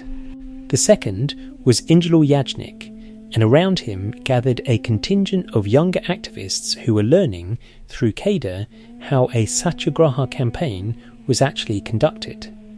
Not as a dramatic gesture, but as a sustained, disciplined operation requiring daily decisions about which farmers could hold out, which properties were at risk of seizure, and how to maintain morale through the slow weeks when nothing visibly dramatic was happening. The government's response to the refusal to pay was to begin seizing property, cattle, household goods, standing crops from farmers who had not paid. Gandhi had prepared his volunteers and the farming community for this. The instruction was consistent: submit to the seizure without resistance. Do not obstruct the officials. Do not become angry. Let the seizure happen, and let the watching world draw its own conclusions about a government that was confiscating a poor farmer's cattle because the farmer was insisting that the government follow its own revenue law. This was the moral geometry of Satyagraha in its clearest form. The opponent's action, when you refuse to either flee or fight back, becomes the argument against them. Every seized cow was a piece of evidence. Every confiscated household pot was a paragraph in the brief Gandhi was building against the legitimacy of the collection. He was also, during this period, confronting a question about the campaign that had no clean answer. Some of the wealthier farmers in Kheda could afford to pay the tax and were choosing not to as a matter of political solidarity. Gandhi was asking prosperous people to accept hardship that was genuinely severe for their poorer neighbours, but manageable for them. Was that solidarity, or was it a form of using their neighbours' genuine suffering as cover for a political campaign? He wrestled with this openly, which was characteristic. He did not pretend the tension did not exist. He concluded that the wealthier farmers' participation was legitimate as long as they were honest about their own capacity to pay, that solidarity was not dishonest simply because it was asymmetric. But he also acknowledged that the line between principled solidarity and the exploitation of others' distress was a line that required constant attention. The government eventually arrived at a quiet resolution that satisfied the essential demand without requiring any official to publicly admit that the tax collection had been illegal. A confidential instruction was issued to collectors to suspend recovery from those farmers who genuinely could not pay, while the wealthier farmers were expected to pay. Gandhi called off the campaign, having secured the practical relief the poorest farmers needed, even though the formal legal acknowledgement of the exemption was never made explicit. Some of his colleagues were dissatisfied with this outcome. They had wanted the legal acknowledgement, not just the practical relief, and the government's quiet sidestep felt like a way of winning the result while avoiding the admission. Gandhi's position was that the farmers who had needed relief had received it, and that insisting on a formal concession at the cost of prolonging their hardship would be valuing political symbolism above the material conditions of the people the campaign existed to serve. This distinction between the symbolic victory and the concrete improvement in people's lives would recur throughout his Indian campaigns, and his consistent prioritisation of the latter over the former was one of the things that made him difficult for more ideologically oriented colleagues to fully understand. Kheda also deepened Gandhi's relationship with Gujarat specifically, and with the rhythms of agricultural life more generally. He had grown up in Porbandar as the son of a Diwan, a member of the administrative class, not the farming class, and his years in London and South Africa had been spent in professional and political environments. The sustained time in Gujarati villages during the Kheda campaign gave him something he had not had before, a direct, unmediated relationship with the people whose condition he had been discussing in political terms for over 2 decades. He ate with farmers, he slept in their homes, he walked their fields and looked at their crops and sat with them in the evenings when the day's organising was done. And what he encountered, again and again, was a quality he had seen in the Champaran peasants and would see repeatedly across India, a dignity that had survived everything the system had done to strip it away, patient and quiet and entirely without self-pity, waiting for someone to recognise it and offer it a means of expression. He did not sentimentalise this. He was too honest and too observant to romanticise poverty, but he understood that the political resources available in these villages were not exhausted or broken. They were simply waiting for the right method to make them available. Champaran had proved the method worked against an entrenched plantation system.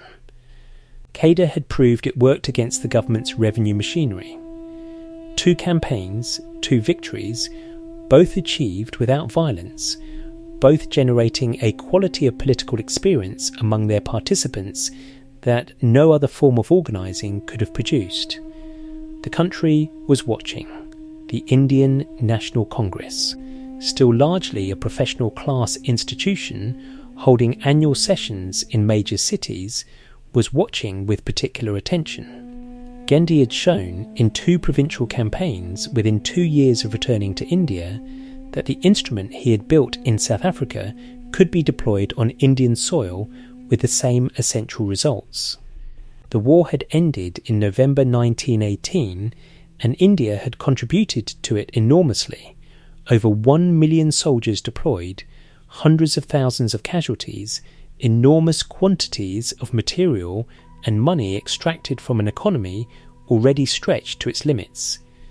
The Indian political class had cooperated with the war effort on the understanding, explicit in some cases and implied in others, that cooperation would be rewarded with meaningful constitutional progress towards self-governance.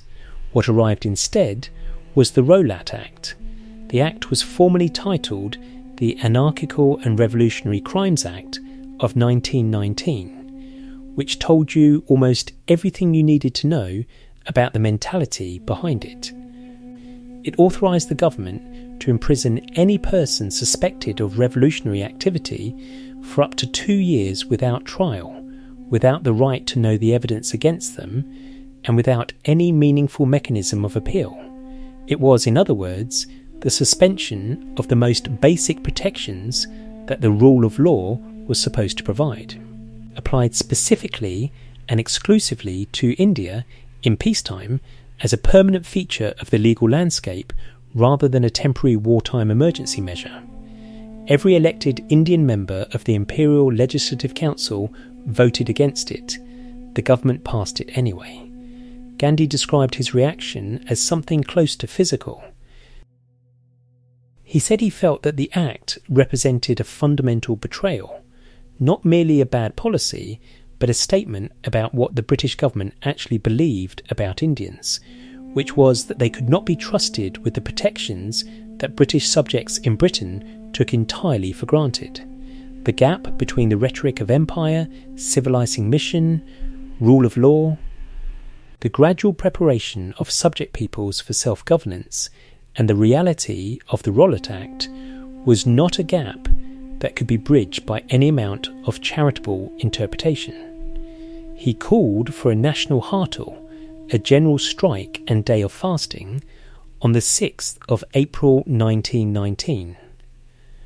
The response was unlike anything Indian politics had previously produced. Cities across the country closed, markets shut, transport stopped. In Delhi, in Bombay, in Lahore, in Calcutta, in Ahmedabad, In hundreds of smaller towns and cities across the subcontinent, the ordinary commercial life of India simply ceased for a day as an act of collective political will. Gandhi travelled through the affected areas and found the scale of the response both exhilarating and almost immediately alarming.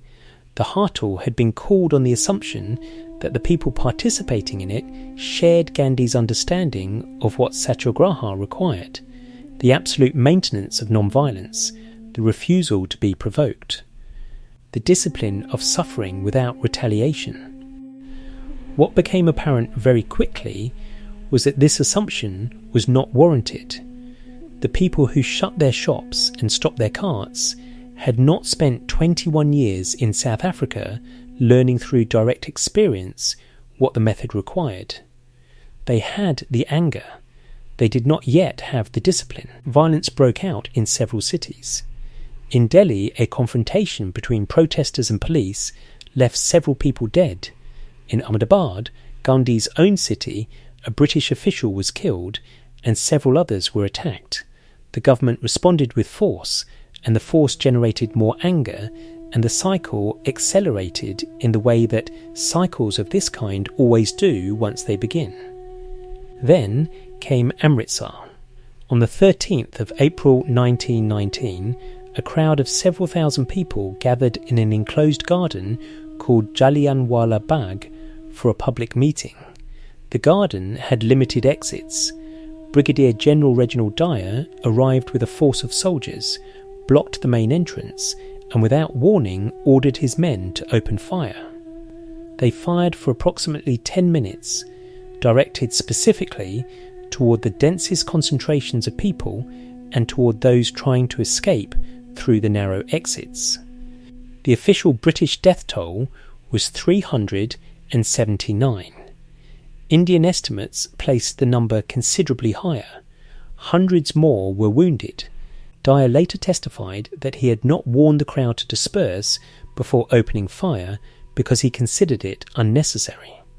Gandhi received the news of Jallianwala Bagh and the broader pattern of violence that had accompanied the Hartal campaign and made a decision that no other political leader of his era would have made in his position. He called off the campaign. Then he said publicly, in explicit and unsparing terms, that he had committed a Himalayan miscalculation. He had launched a mass movement without ensuring that the mass of people participating in it understood and accepted its essential condition. He had assumed a level of preparation that did not exist. The violence that had followed was not, in his analysis, a betrayal by the people. It was an error of judgment by him for having moved faster than the foundation he had built could support. The political reaction to this statement was intense and varied. His supporters found it incomprehensible that he would publicly accept responsibility for the violence when the British government had just massacred hundreds of unarmed people at Jallianwala Bagh. His critics found it confirmation of what they had always suspected, that his method was impractical at scale, that you could not run a mass movement on the moral standards he was insisting on, that the people could not be held to a discipline that required years of training to internalise. Gandhi acknowledged both responses and changed neither his analysis nor his conclusion. His reasoning was this: the Jallianwala Bagh massacre was a crime committed by the British government, and the moral responsibility for it lay entirely with the British government. But the violence by Indian protesters was a crime committed by Indians, and the moral responsibility for that lay with the movement. A Satyagraha campaign that generated violence among its own participants had failed as a Satyagraha campaign regardless of what the opponent had done. The two questions were separate. Both had to be answered honestly.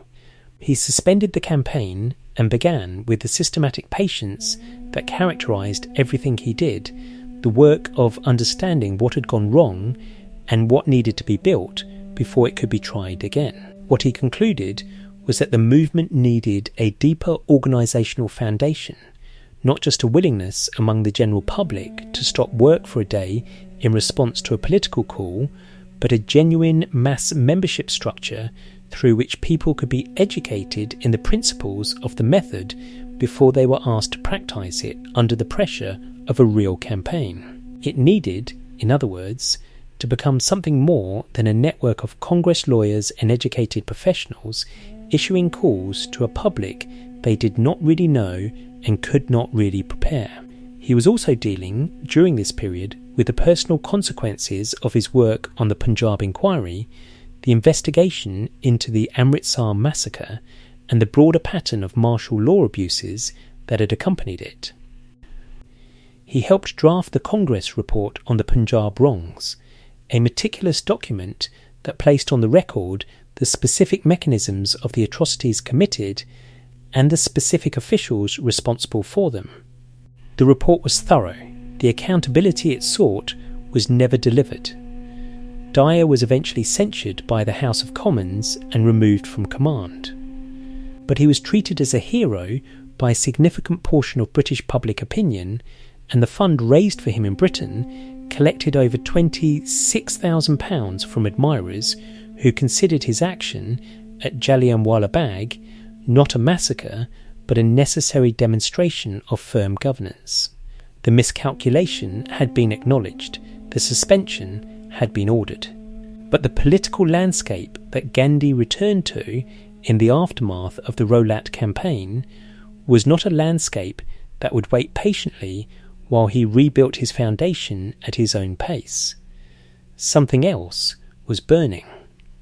The Ottoman Empire had been on the losing side of the First World War, and the peace settlement being negotiated in Paris and London in 1919 carried profound implications for the institution of the Caliphate, the spiritual leadership of the global Muslim community that the Ottoman Sultan had held for centuries.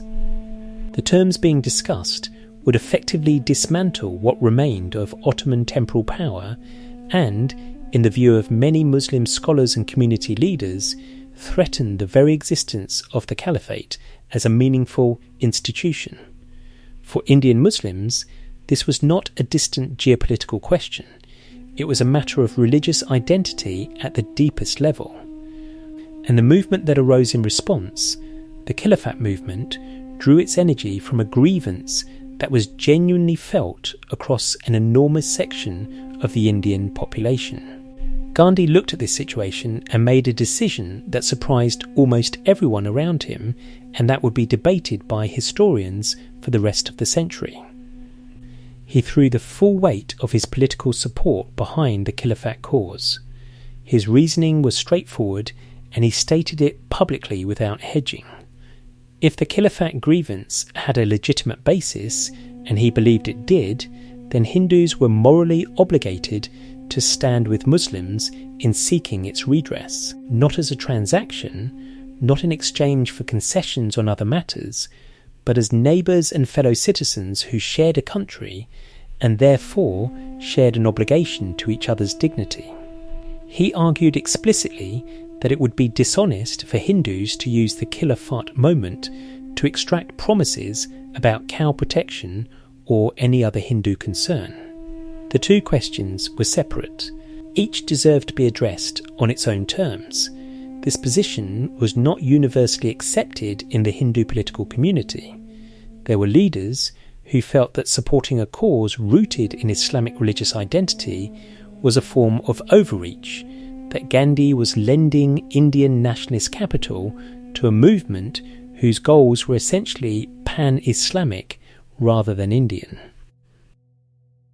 Gandhi heard these arguments and rejected them, on the grounds that the test of genuine unity was precisely whether you stood with your neighbours when it cost you something, not merely when it was convenient. The Khilafat conferences brought Gandhi into sustained contact with a generation of Muslim political and religious leaders, the Ali brothers.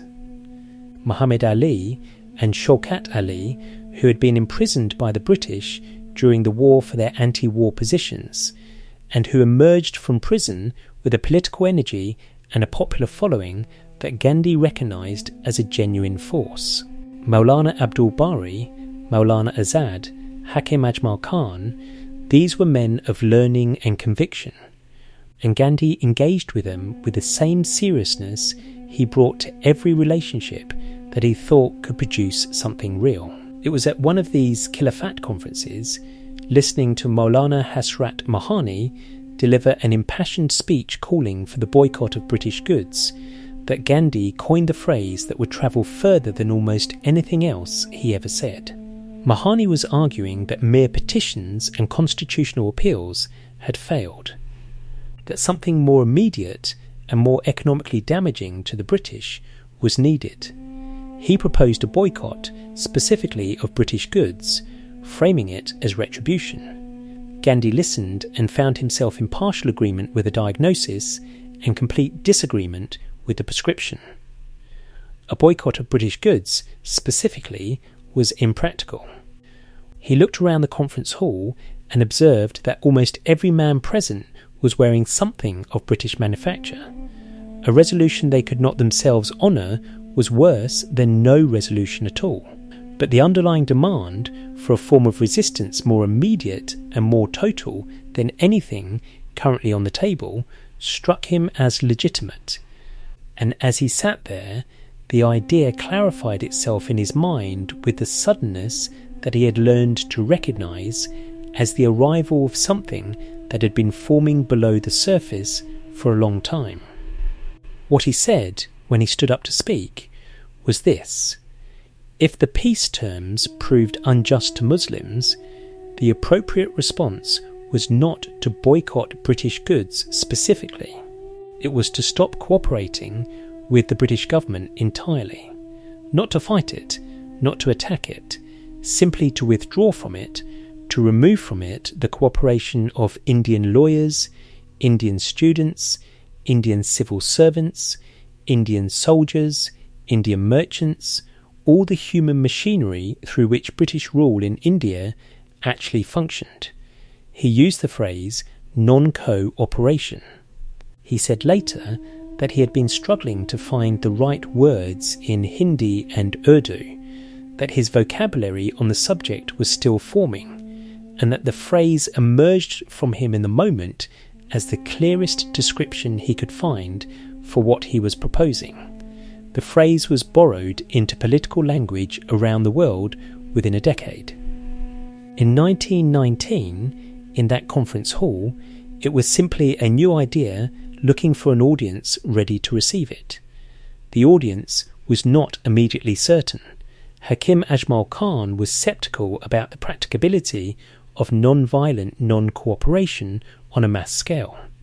After extended discussion, including one all-night committee session in Allahabad that Gandhi described as among the most exhausting and exhilarating of his political life, the Khilafat Conference passed a resolution endorsing non-cooperation as its response to the betrayal of Muslim interests in the peace settlement. Gandhi then took the resolution to the Gujarat Political Conference, where Vallabhbhai Patel's organisational presence and Abbas Tyabji's presidential authority helped carry it by an overwhelming majority. The principle was now established at provincial level. The national question would be resolved at the special session of the Indian National Congress called for September 1920 in Calcutta. But before Calcutta, there was Amritsar. The annual Congress session of 1919 was held in the city where the massacre had occurred 8 months earlier. The Ali brothers arrived directly from prison, released under pressure from the outcry the Punjab inquiry had generated. The hall was charged with an emotion that Gandhi found both powerful and dangerous. Powerful because it was genuine, dangerous because emotion without discipline was exactly what had produced the Himalayan miscalculation. He was asked to move a resolution on the new constitutional reforms that the British government had introduced. The reforms were inadequate. Everyone, including Gandhi, agreed on this. But Gandhi argued for accepting them provisionally on the grounds that total rejection would close off the space for negotiation without advancing the cause of self-governance by a single practical step. Chittaranjan Das, one of the most respected lawyers in the Congress, argued for outright rejection. Bal Gangadhar Tilak, the great Maharashtrian leader whose mass following dwarfed anything Gandhi had yet built, was inclined to support Das. The disagreement was real, and the stakes were high. Gandhi spent the days before the vote in Pandit Malaviya's room, a small space so crowded with visitors and supplicants that Gandhi noted his sharp eye occupied one corner in considerable indignity, holding conversations, listening to arguments, trying to find a formulation that would not split the Congress at the moment it most needed to hold together. While the political architecture was being assembled, the Khilafat Alliance, the Congress resolutions, the National Non-Cooperation Framework, Gandhi was simultaneously pursuing a parallel project that most of his political colleagues found puzzling, some found quaint, and a few found genuinely irritating. He was looking for a spinning wheel, not metaphorically. He was conducting an active, practical search across Gujarat and eventually across India for a functioning charkha, the hand-operated spinning wheel that had been the primary technology of Indian domestic cloth production before British economic policy systematically destroyed the home spinning industry in favour of mill-manufactured cloth, most of it produced in Britain. He could not find one. This fact alone is worth sitting with for a moment. Gandhi was living in Ahmedabad, one of India's significant textile cities, in a country of several 100 million people with a centuries-old tradition of hand spinning, and he could not locate a single functioning spinning wheel in his immediate environment. The wheels had been consigned to lofts, to storage rooms, to the category of things that had once been useful and were no longer needed. The knowledge of how to use them had retreated to a handful of older women in obscure villages who had no particular reason to share it with a political organiser from the city. He commissioned searches, he wrote letters, he questioned every visitor to the ashram who might plausibly know something.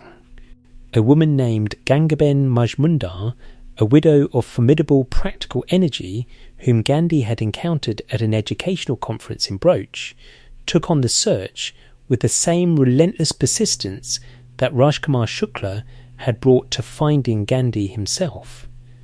She travelled across Gujarat, asking in village after village, until she found wheels in Vijaypur in the Baroda state, stored in the lofts of families who had not used them in years, but had not quite thrown them away either. The families were willing to start spinning again, they told Gangabain, if someone would supply them with slivers, the prepared cotton ready for spinning, and guarantee to buy whatever yarn they produced. Gandhi arranged the slivers.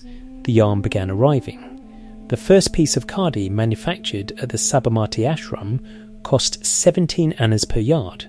This was, by any commercial standard, absurdly expensive machine-manufactured cloth could be had for a fraction of that price. Gandhi commended it to his friends and supporters without apology and at full price, and some of them paid it, and he registered this as evidence that the economics of khadi were not the only economics in play.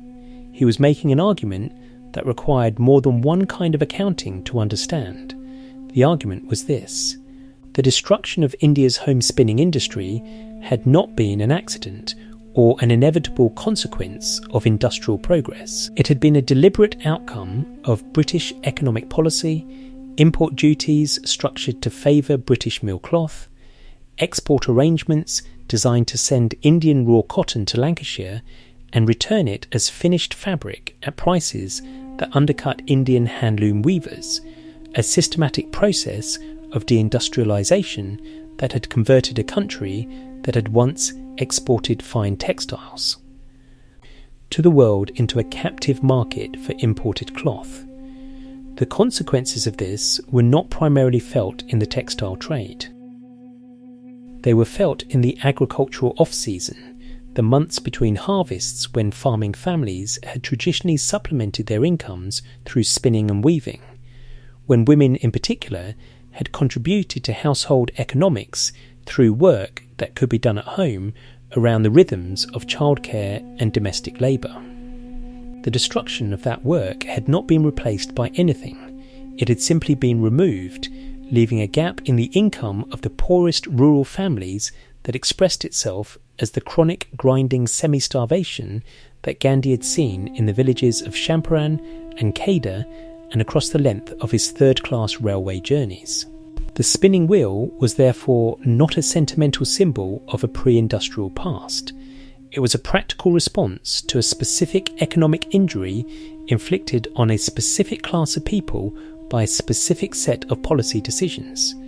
Reviving it would not, by itself, reverse British colonial policy, but it would begin to restore, at the household level, the productive capacity that had been taken away, and it would do so using technology that required no capital investment beyond the wheel itself, no infrastructure beyond the hands of the person using it, and no supply chain that passed through any entity that could be taxed, regulated or controlled by the colonial administration. It was, in other words, economic Satyagraha applied at the level of the individual household. Gandhi pushed this argument in a meeting with a prominent mill owner who challenged him directly, pointing out that India's cloth production fell far short of its needs and that the solution was more mills, not spinning wheels. Gandhi listened carefully to the argument and agreed with its premise while rejecting its conclusion. More mills would certainly increase cloth production, but more mills would not put income into the hands of a semi-starved woman in a Bihar village during the agricultural off-season. The spinning wheel would. The two solutions were not in competition with each other. They were addressing different problems, and the mill owner's solution, however efficient for its own purposes, would leave the problem Gandhi was concerned with entirely untouched. The mill owner, Gandhi noted with satisfaction, found this answer difficult to dispute. He began wearing khadi exclusively. He simplified his own dress progressively, moving from the full dhoti and kurta that a man of his professional background would typically wear toward the minimal cotton cloth that a poor Indian farmer might have. This was not theatre. It was the same logic he had applied to his London rooms when he gave up 2 rooms for 1 and cooked his own oatmeal. The elimination of the gap between what he advocated and how he lived, because he had long since concluded that a gap of that kind was a form of dishonesty that undermined everything else. The spinning wheel was adopted as a daily practice at the Sabarmati ashram. Every resident spun for a fixed period each day regardless of their other responsibilities. Lawyers spun. Teachers spun. Gandhi spun. The sound of the charkha became part of the ashram's daily texture in the same way that prayer and communal meals were part of it, a practice that was simultaneously productive, meditative and political. Mohandas Gandhi, whose mechanical genius had built the Phoenix Settlements Press from salvaged materials, applied the same talent to the spinning wheel, improving its design, increasing its efficiency, training others in its use, and eventually manufacturing wheels and their components at the ashram for distribution to villages. The technology began spreading through Gujarat and then beyond, carried by ashram volunteers and Congress workers who had learned to spin and were teaching others. The Congress formally adopted the spinning wheel as a symbol and khadi as the recommended dress of its members. This decision was not universally welcomed. There were Congress members who found the whole enterprise a distraction from constitutional politics, who felt that the image of lawyers and professors spinning cotton projected a kind of deliberate primitivism that would not impress the British government or advance the case for Indian self-governance. Gandhi's response to this was consistent. The British government was not the audience he was primarily trying to impress. The audience was the 300 million Indians whose cooperation the movement needed and whose lives the movement claimed to be serving.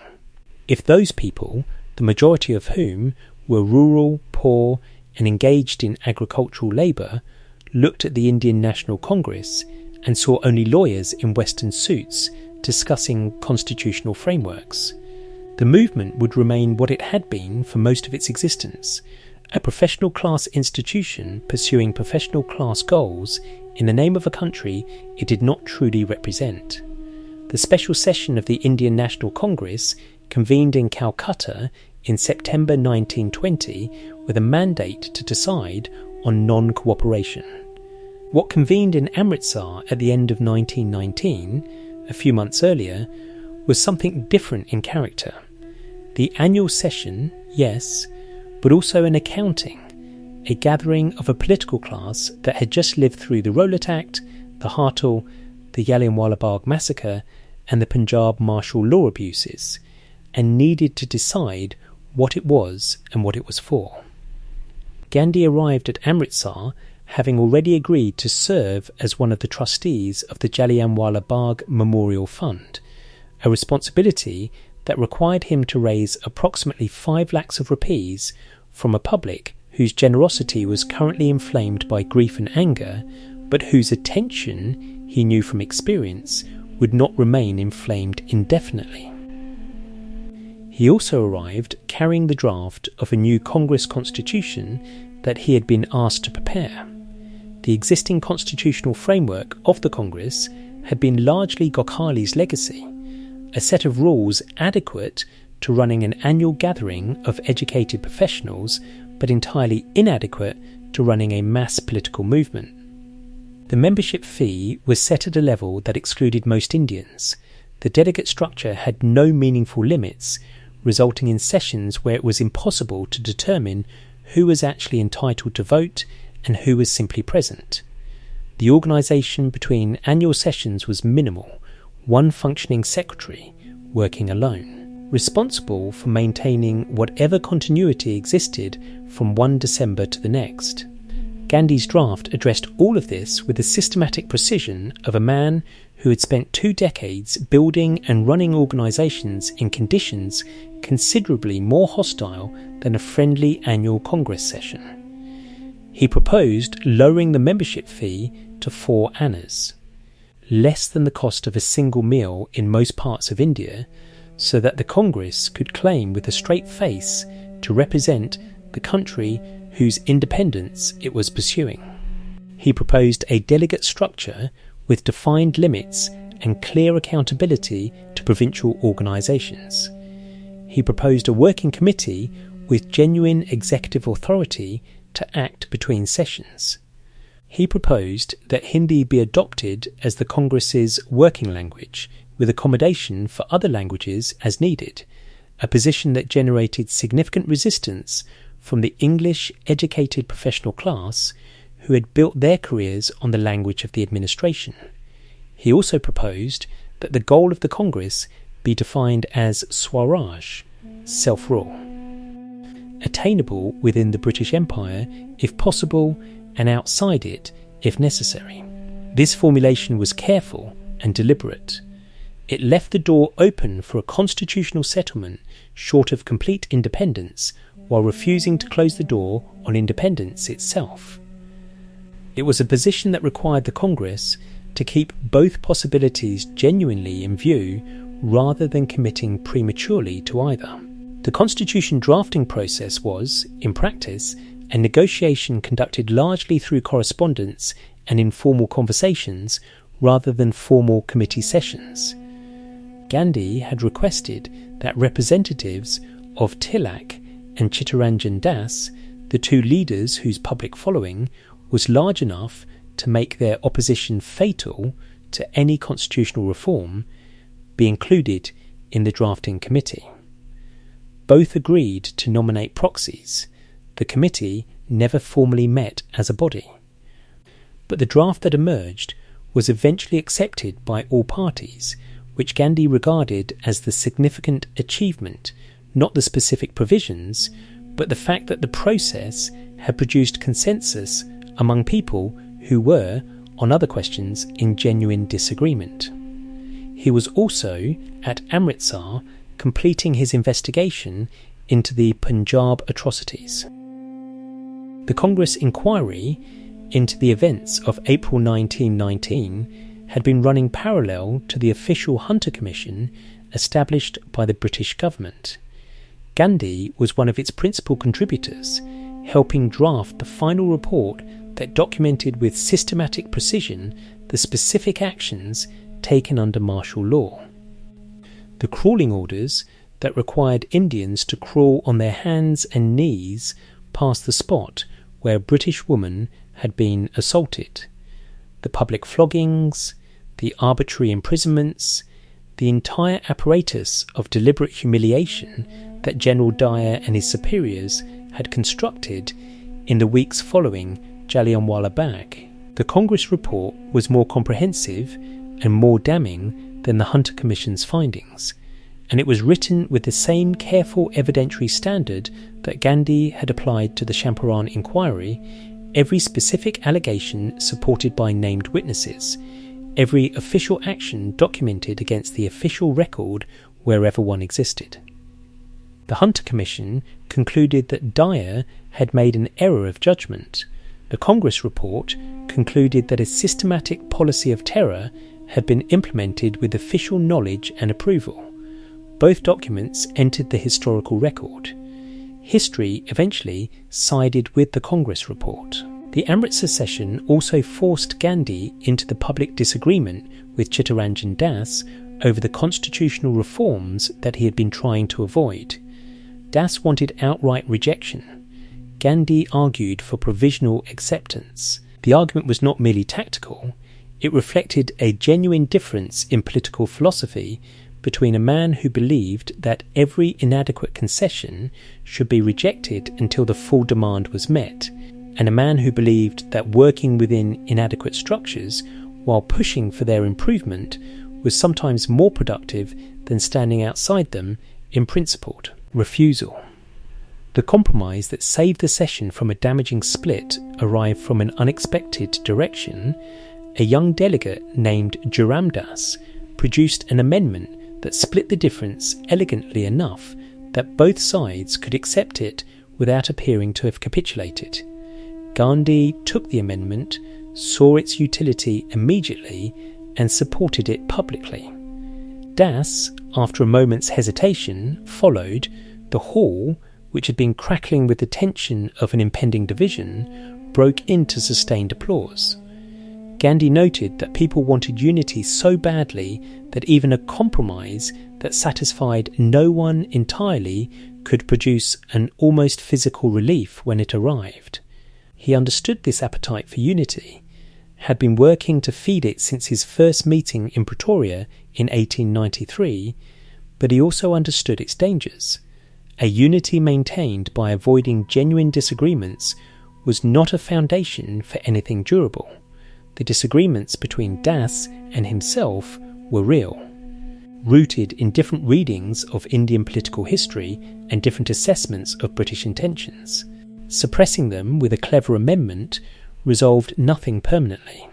What Amritsar accomplished, despite its internal tensions, was the transformation of the Congress from a deliberative body into something approaching a governing institution in waiting. The constitutional reforms Gandhi had drafted gave it the structure of an organisation that could actually administer a country, not immediately and not without enormous further work, but in a form that pointed in that direction rather than away from it. The 4-annum membership opened the Congress to the artisan, the farmer, the mill worker, and the small trader who had previously related to it, if at all, as a distant institution whose deliberations had no particular relevance to their daily lives. Over the following 2 years, the membership expanded enormously, from the tens of thousands of the professional class era to millions of ordinary Indians for whom belonging to the Congress was now a practical and affordable expression of political identity. The resolution had been passed. The 14,000 delegates had gone home. Now came the harder part, turning a vote into a reality that 300 million people would actually live.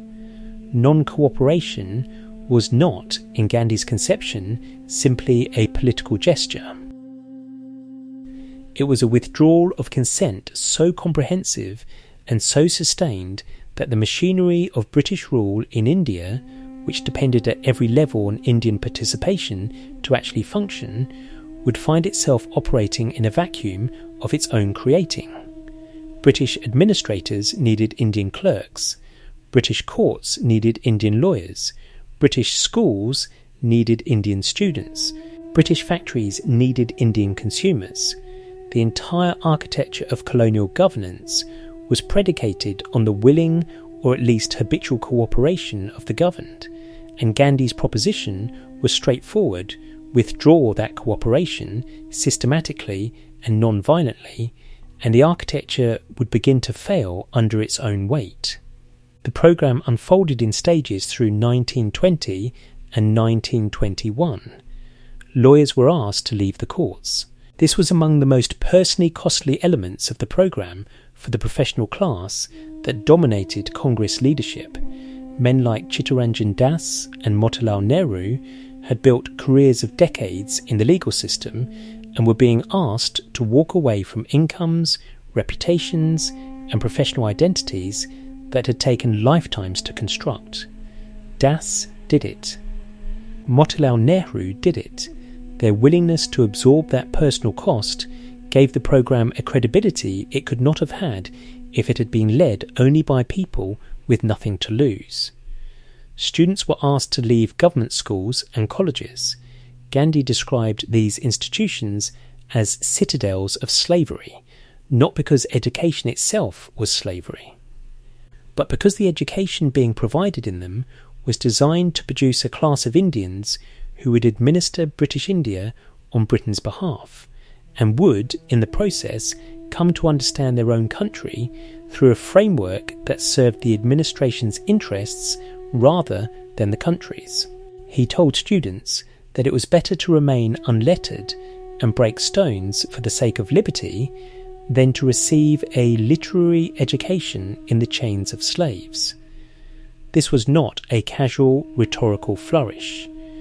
He meant it, and it created immediate tension with colleagues who believed that India's path to self-governance ran through education, and that asking students to abandon their studies was asking them to damage their own futures for a political campaign whose timeline could not be guaranteed. Gandhi's response was consistent with everything he had said about the relationship between moral preparation and political action.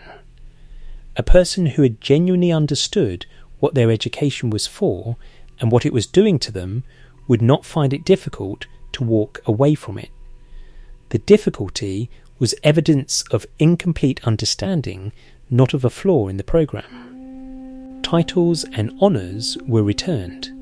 This element of the programme had a particular symbolic resonance because the system of honorary titles, the CBEs, the Rai Bahadurs, the Khan Bahadurs, was one of the primary mechanisms through which the colonial administration had cultivated a layer of socially prominent Indians who had a material interest in the continuation of British rule.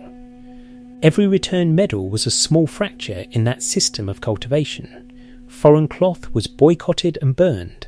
The bonfires of imported cloth, particularly Manchester cotton, which had been manufactured from Indian raw cotton, shipped to Lancashire, turned into fabric, and returned to India at prices that undercut the Indian handloom weaver, were among the most visually striking elements of the campaign. Gandhi was careful about the economics of this.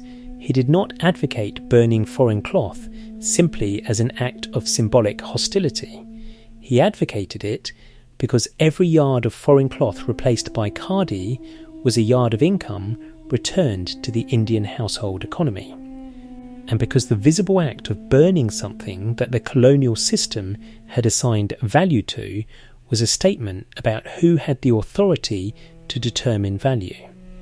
The movement generated a scale of popular response that surprised even Gandhi.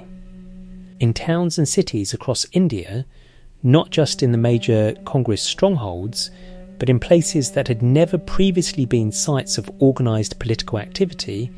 People were participating. Merchants who had never attended a Congress meeting were declining to stock foreign cloth. Students who had never heard Gandhi speak were walking out of colleges. Women who had never before engaged in public political life were joining picket lines outside shops selling imported goods. This last development, the entry of women into the movement in significant numbers, was something Gandhi had been working toward since the Sabarmati Ashram's founding, but its actual occurrence at this scale was still remarkable. Women who had been confined by purdah and social convention to the domestic sphere found in the non-cooperation movement a form of public action that was simultaneously political and consonant with the moral framework they had been raised in. It asked for sacrifice, for self-discipline, for the willingness to suffer for a principle. And these were things that Indian women had been trained their entire lives to do. Gandhi had simply given them a political object for capacities that had previously had only domestic expression. Tilak had died in 1920, and Gandhi felt his absence as a structural loss. The great Maharashtrian leader's mass following in Western India had been a counterweight to the Congress's tendency toward Calcutta-centred professional politics, and his death left a gap that no single figure could fill. Gandhi wrote about the night he received the news by telephone, surrounded by companions, and how the words escaped him involuntarily, "My strongest bulwark is gone." The non-cooperation movement was at that moment gathering its full force, and he had been looking to Tilak for the kind of engagement that only someone of comparable stature could provide. He did not have long to grieve. The movement demanded his attention continuously and completely. He travelled without pause, village meetings, city rallies, Congress committee sessions, negotiations with Muslim leaders about the coordination of Khilafat and non-cooperation activities, constant correspondence with provincial organisers about the specific conditions in their areas. His daily schedule during this period was, by any reasonable standard, unsustainable, and he sustained it. Then, in February 1922, a crowd attacked and burned a police station in a village called Chauri Chaura in the United Provinces. 22 policemen died in the fire. Gandhi called off the entire national non-cooperation movement. The reaction from within the Congress was volcanic. Leaders who had sacrificed their legal careers, who had watched their children leave school, who had spent 2 years building the movement to its highest point of national momentum, were now being told that it was stopping because a crowd in a village they had never heard of had committed an act of violence that Gandhi refused to proceed past. Motilal Nehru, writing from prison, expressed his anguish directly. Chittaranjan Das, also imprisoned, called the decision wrong. Younger leaders, including Jawaharlal Nehru, felt the suspension as a personal wound, a sense that the movement had been stopped precisely when it was becoming most powerful, that the logic of non-violence was being used not as a discipline, but as a veto that would always be available to bring the movement to a halt whenever it gained real momentum. Gandhi heard all of this. He read the letters. He understood the anguish.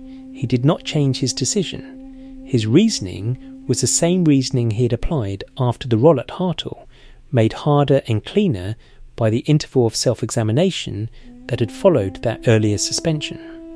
A Satyagraha movement that generated violence among its own participants was not a Satyagraha movement that had been briefly contaminated. It was a movement that had not yet achieved the moral foundation necessary to bear the weight being placed on it. Chauri Chaura was not an isolated incident. It was a signal about the actual state of preparation of the movement's participants, and a leader who ignored that signal because the political moment was propitious, was choosing political expediency over the integrity of the method.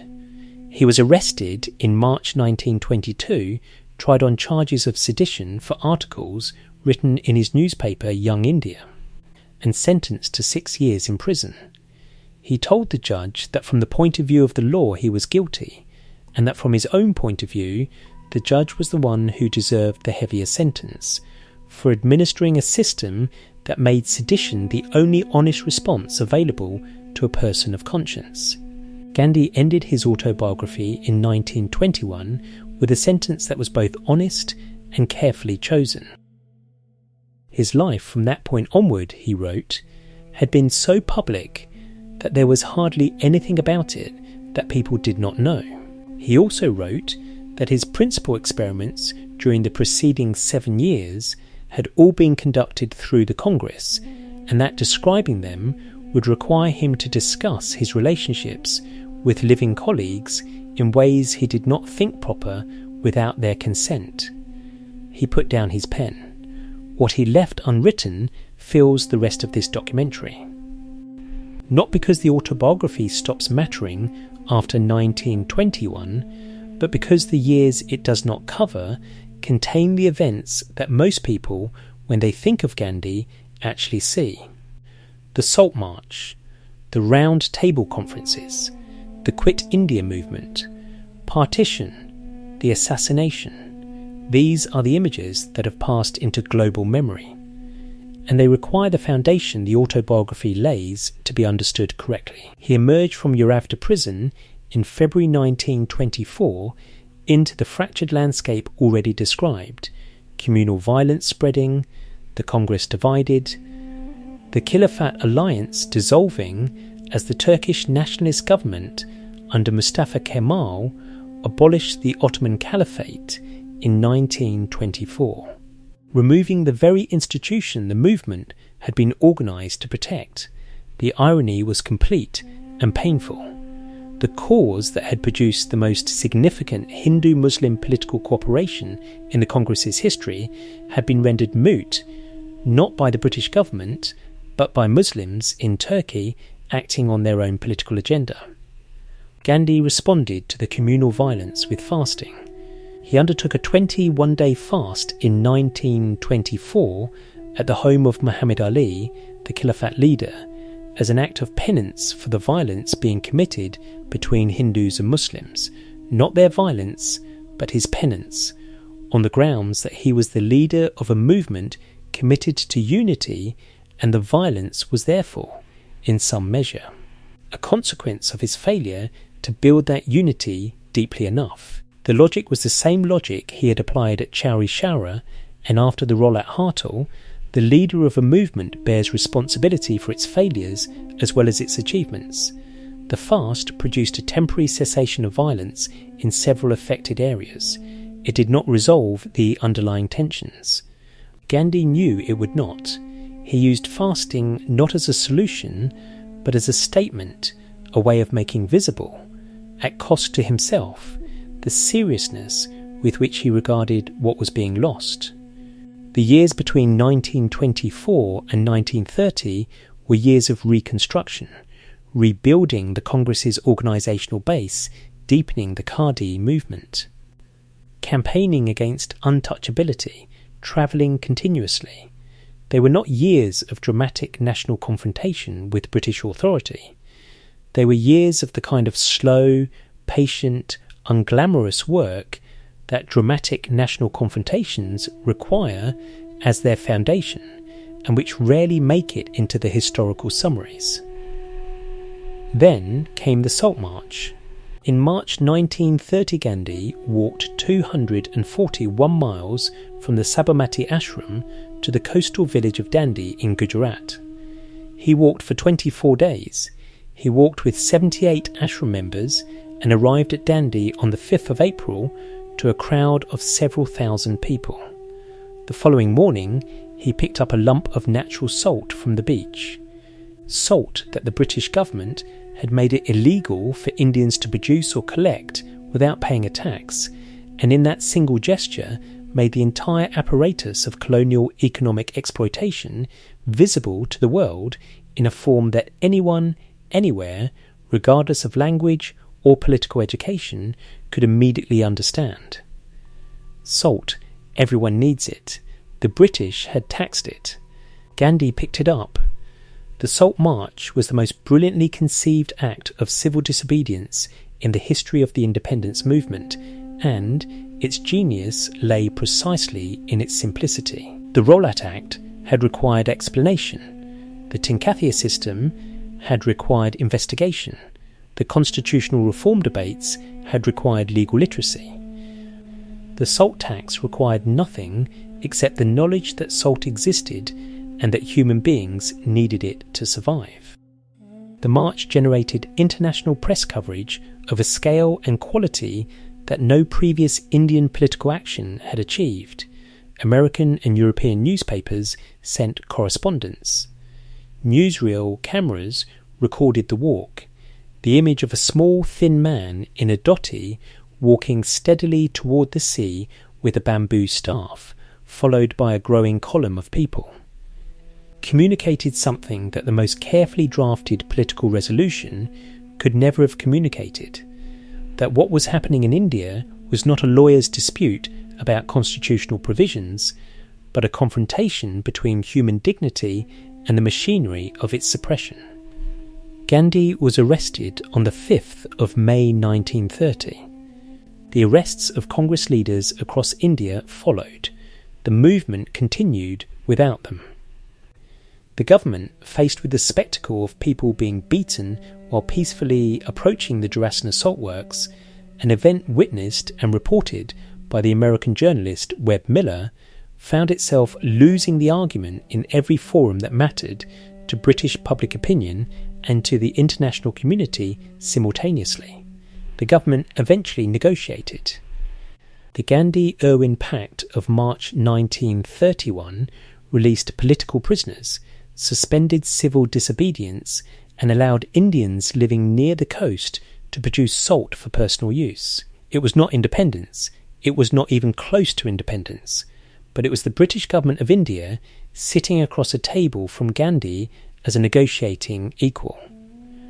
And both parties and every observer understood what that image meant about the direction in which power was moving. He attended the Second Round Table Conference in London in the autumn of 1931 as the Congress's sole representative, a decision that generated enormous controversy within the Congress, where many felt that the movement's sacrifices warranted a larger delegation and a more aggressive negotiating position. Gandhi went alone, stayed in the East End of London among the working poor rather than in the hotels provided for conference delegates, met Charlie Chaplin and the Archbishop of Canterbury and the textile workers of Lancashire who were suffering from the Khadi boycott of British cloth and who received him, to his evident surprise, without hostility. The conference produced nothing of substance. The British government was not prepared to offer the degree of self-governance that the Congress would accept, and the Congress was not prepared to accept the degree of communal separation that the British government was insisting was a precondition for any constitutional settlement. Gandhi returned to India and was arrested again within weeks of landing. The years that followed, the 1930s and the war years of the 1940s, were years of repeated imprisonment, repeated campaigns, the Quit India movement of 1942, in which Gandhi called for immediate British withdrawal and was imprisoned for the last time. Spending nearly 2 years in the Aga Khan Palace in Pune, while the movement he had launched was suppressed with considerable violence by the wartime government. Kasturbai died in that palace in February 1944 in Gandhi's arms after a series of illnesses that the prison conditions had not helped. He had been her husband for 62 years. He had controlled her, educated her imperfectly, imposed his experiments on her household, his vows on her marriage, his political life on her daily existence, and she had borne all of it with the quiet, undefeatable stubbornness that he had first encountered when she refused to stay indoors in Kathiawad and had never, in any essential respect, laid down. He was released from prison in May 1944, his own health broken. Independence came on the 15th of August 1947. Gandhi was not in Delhi for the celebrations. He was in Calcutta, fasting, trying to stop the communal violence that was consuming Bengal as partition drew its line through the subcontinent. The country he had spent his life working to free was, at the moment of its freedom, tearing itself apart along the fault lines he had spent 30 years trying to seal. He walked through the streets of Calcutta during the worst of the violence, moving between Hindu and Muslim neighbourhoods, simply present. The physical fact of his presence a kind of argument that no speech could make as directly. The fast he undertook in Calcutta in September 1947 produced what the violence had not: a cessation, a pause, an agreement among the community leaders of both sides that they would maintain peace or face the consequence of watching him die. Lord Mountbatten called it the most remarkable personal achievement in modern history. A one-man boundary force, he said, where 50,000 soldiers had failed. Gandhi went to Delhi. He continued his peace work. He held prayer meetings at Birla House each evening, attended by Hindus and Muslims and Sikhs, opening with verses from the Quran as well as Hindu scripture, an insistence on the principle of unity that had become. In the poisoned atmosphere of post-partition India, not a political position, but a provocation. There is a particular quality of silence that settles over places where history has been made and then departed. It is not the silence of emptiness. It is the silence of things that have already said everything they had to say and are now simply waiting to be heard correctly. Kirti Mandir has that silence. The building has been maintained as a memorial and museum since Indian independence. The lanes around it in Porbandar are still narrow, still salt-bleached, still carrying the faint mineral smell of a coastal town where the sea is never more than a few minutes' walk in any direction. The facade has been preserved rather than restored, which means it shows its age honestly. The stone worn in the places where 2 centuries of Arabian sea wind have worked at it, the proportions unchanged from the photographs taken when the family lived there. The room where Gandhi was born is on an upper floor. It is small. A visitor standing in it can reach both walls without fully extending their arms. There is a lamp.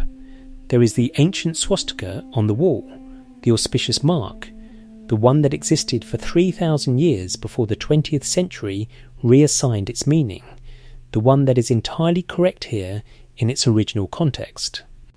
A blessing placed on a wall in the hope that the life beginning in this room would flourish. It did flourish, in ways that the person who placed that mark could not remotely have anticipated. What survives of Gandhi is both more and less than the monuments suggest. The physical traces are scattered across a geography that mirrors the life. The Sabarmati Ashram in Ahmedabad still stands on the banks of the river, its low whitewashed buildings and its spinning wheels and its garden preserved as he left it. It is now one of India's most visited heritage sites, which means it receives several thousand visitors on busy days, which means the silence that was its original condition is no longer available to it except very early in the morning before the gates open. The charkha that Gandhi spun on daily is there, or a version of it. The specific wheel he used is a question of some archival delicacy, given the number of wheels he used across 3 decades. The Pietermaritzburg station in South Africa has a plaque marking the place where he was thrown off the train in 1893. The plaque is modest in scale and precise in its language. It marks the event without inflating it, which seems appropriate for a marker commemorating a night that was, at the time, simply a cold man sitting alone in the dark, deciding whether to stay or go home. The Phoenix settlement outside Durban, where the first KD was woven and the first Indian opinion was printed by lamplight and hand-powered wheel, is a ruin. It was destroyed during the political violence of the 1980s in South Africa, burned by people whose quarrel was with the apartheid system and who chose, in the confusion of that violence, a target that had nothing to do with apartheid and everything to do with the specific geography of destruction available to them on a particular night. The site is being gradually restored by a trust, but slowly and without the resources the work deserves. The spring that Gandhi described in the original land purchase documents still runs. The Champaran villages, where Gandhi established schools in 1917, remain among the poorest in Bihar. The Tinkathia system that was abolished by law in 1917 has not, of course, returned in its original form, but the poverty that the system both expressed and enforced has proven considerably more durable than the specific legal arrangement that produced it. The school buildings that Saman rebuilt in brick after the bamboo version was burned to the ground, the ones that Gandhi noted with satisfaction could not be burned again, are in some cases still standing, repurposed, serving functions that bear no relationship to their original purpose. The salt at Dandi Beach in Gujarat is still there, of course. Salt does not require preservation. The beach is a national monument. There is a sculpture. There are visitors.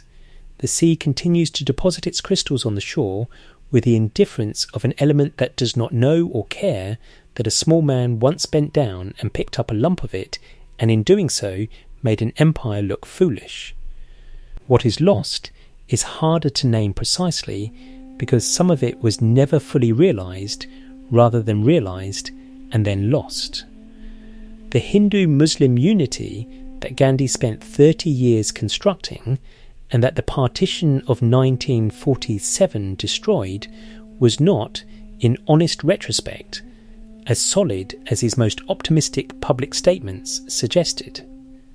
The Khilafat alliance had been genuine, but it had been built on a foundation of shared grievance against a common opponent rather than the deeper mutual recognition that Gandhi always understood was the only thing that would hold when the common opponent was gone.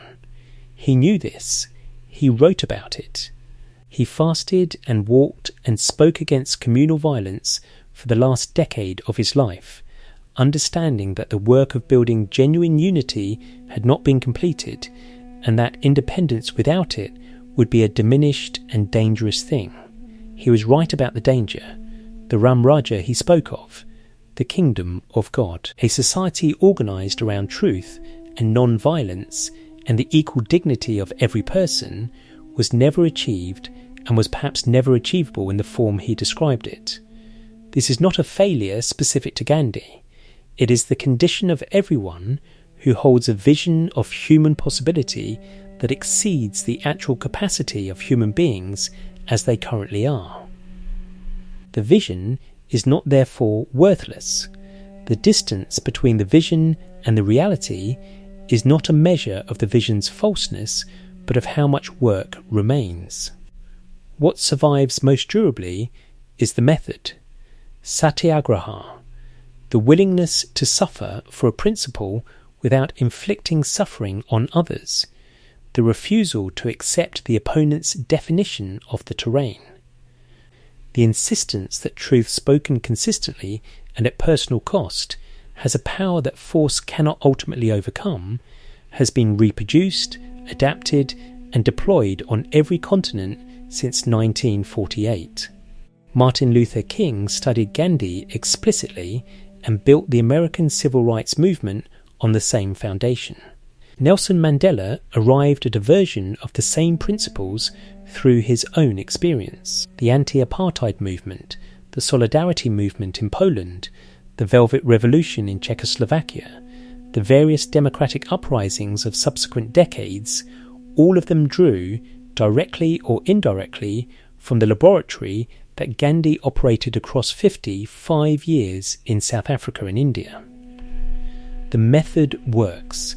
It does not work easily. It does not work quickly. It does not work without people who are genuinely prepared to suffer its costs without retaliation.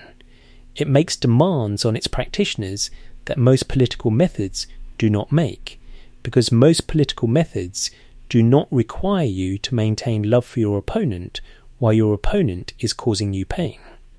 Gandhi was not always successful at this himself. He was a human being with a complete set of human limitations, and the autobiography he wrote is, among other things, a document of those limitations honestly recorded.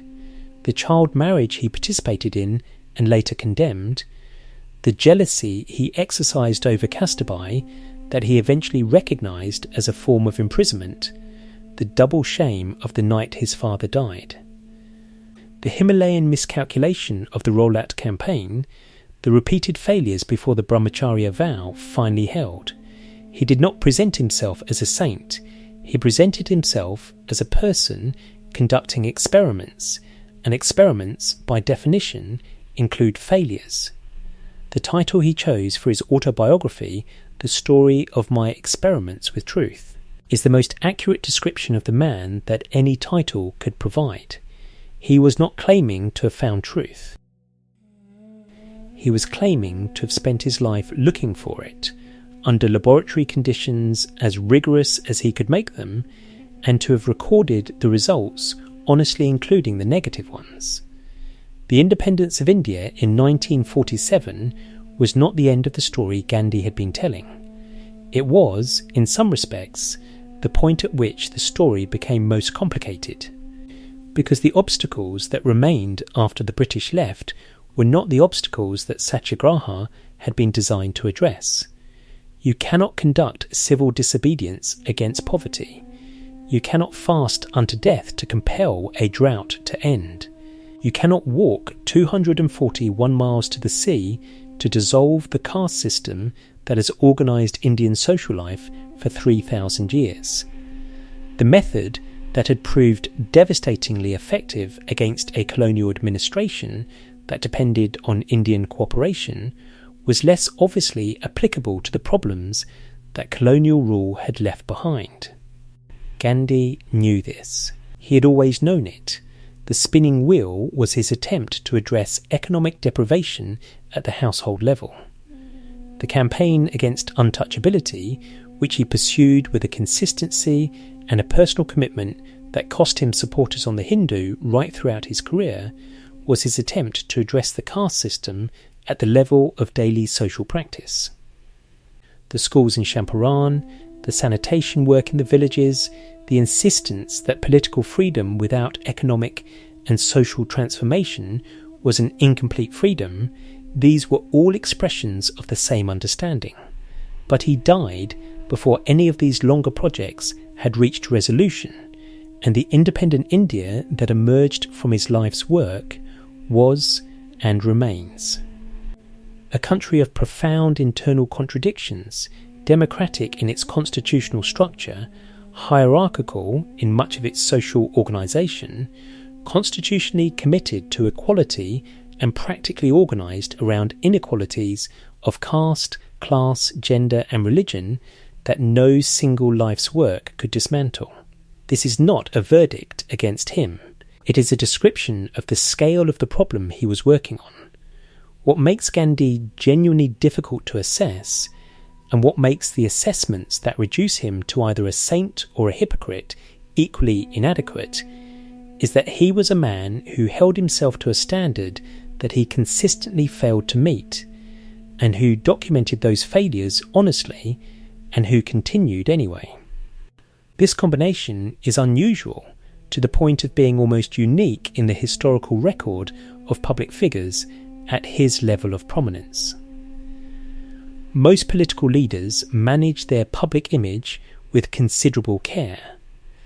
They emphasize their successes and minimize their failures. They surround themselves with people whose job it is to ensure that the narrative of their life trends toward heroism. Gandhi did the opposite. He wrote an autobiography that begins with a chapter about his childhood weaknesses, includes a chapter about the night his father died while he was in his wife's room, and documents with clinical precision every major strategic error he made across 5 decades of public life.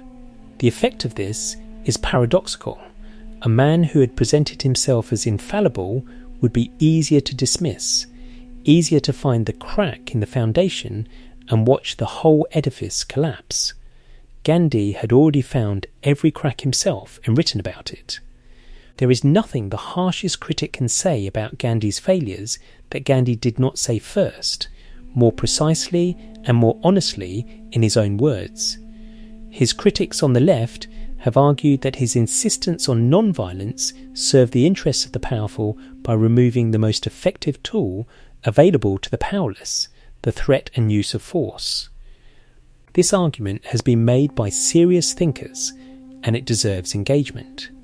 Gandhi's response, stated repeatedly and in various forms, was that the use of violence by the oppressed, however justified in moral terms, tends in practice to strengthen the structures of oppression by giving them a justification for escalated force. The liberation movements of the 20th century that chose armed struggle generally produced either military dictatorships or prolonged civil wars, or both. The movements that chose non-violent resistance, including the American Civil Rights Movement, the Solidarity Movement in Poland, and the movement Gandhi himself led, tended to produce more durable democratic outcomes, even when those outcomes were partial and imperfect. This is an empirical claim, not a moral one, and the evidence for it is substantial, though not conclusive. His critics on the right, including those within India who opposed his support for Muslim political causes and his campaign against untouchability, have argued that he destabilised Hindu society in the service of an impossible universalism that India's actual social and religious diversity could never sustain. Nathuram Godse, who killed him, articulated a version of this argument in his statement to the court. Gandhi heard this argument throughout the last years of his life, delivered with increasing hostility by people who had once been his supporters. He did not yield to it. He considered the argument wrong at its foundation. Not because Hindu society did not exist or did not matter, but because a vision of Hindu society that required the subordination of Muslims and the continued degradation of untouchables was not, in his reading, what Hinduism actually taught. He read the Gita and the Upanishads and the devotional poetry of Mirabai and Tukaram, and found in them a consistent insistence on the unity of all being that made every claim of caste superiority and religious exclusivity a misreading of the tradition's deepest intent. Whether he was right about Hinduism is a question that Hindu scholars continue to debate. What is not debatable is that he held this reading sincerely, tested it against his own experience across 8 decades, and died rather than abandon it. The world he left behind is not the world he worked for. This is true. It is also true of every person who has ever worked for something worth working for. The distance between the world as it is and the world as it should be is not a measure of the failure of the people who try to close that distance. It is a measure of how much distance remains. There is a particular piece of writing from Gandhi's later years that does not appear in the autobiography, because it was written after the autobiography ended, but which illuminates everything the autobiography was trying to say. It comes from a letter he wrote in the 1930s to a correspondent who had asked him whether he believed his life's work had been worthwhile. He answered that he did not know, and that he was not sure the question was the right one. The right question, he suggested, was not whether the work had succeeded, but whether it had been done honestly, whether each step had been taken with as much truth as he could manage at the time, whether each failure had been acknowledged and learned from, whether the direction of travel had been consistently toward the light, even when the light was not getting visibly closer. Not because Porbandar is where the story concluded, it did not conclude there, it concluded in a garden in Delhi on a January evening with 3 gunshots and a falling man, but because the building on the coastal lane is where the thread began, and a thread of this length deserves to be followed back to its origin before it is laid down. Stand outside Kirti Mandir today and the Arabian Sea is audible before it is visible. The sound arrives first, the low continuous percussion of water against stone, the sound that was the permanent background of the boy's earliest years, the sound that no amount of subsequent geography, London, Pretoria, Johannesburg, Calcutta, Delhi, would ever entirely displace from wherever in the brain the sounds of earliest childhood are stored. He grew up at the edge of the sea. He died in a garden. Between those 2 geographies he walked, by one estimate, the equivalent of twice around the circumference of the earth. The building itself is open to visitors most days.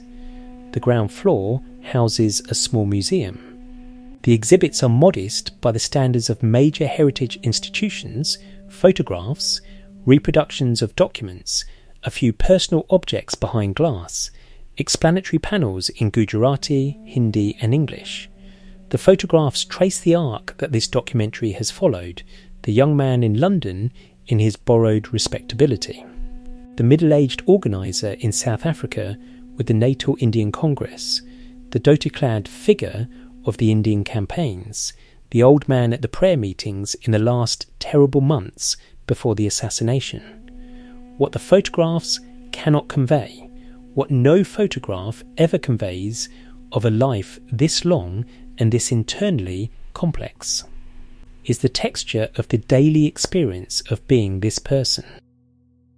The decades of early mornings and late nights, the thousands of letters written by hand and dictated to Mahadev Desai, who served as Gandhi's secretary for nearly 30 years and who died before Gandhi did in 1942 in the Aga Khan Palace prison, his death a loss that Gandhi described as the loss of his right hand and something considerably more than his right hand.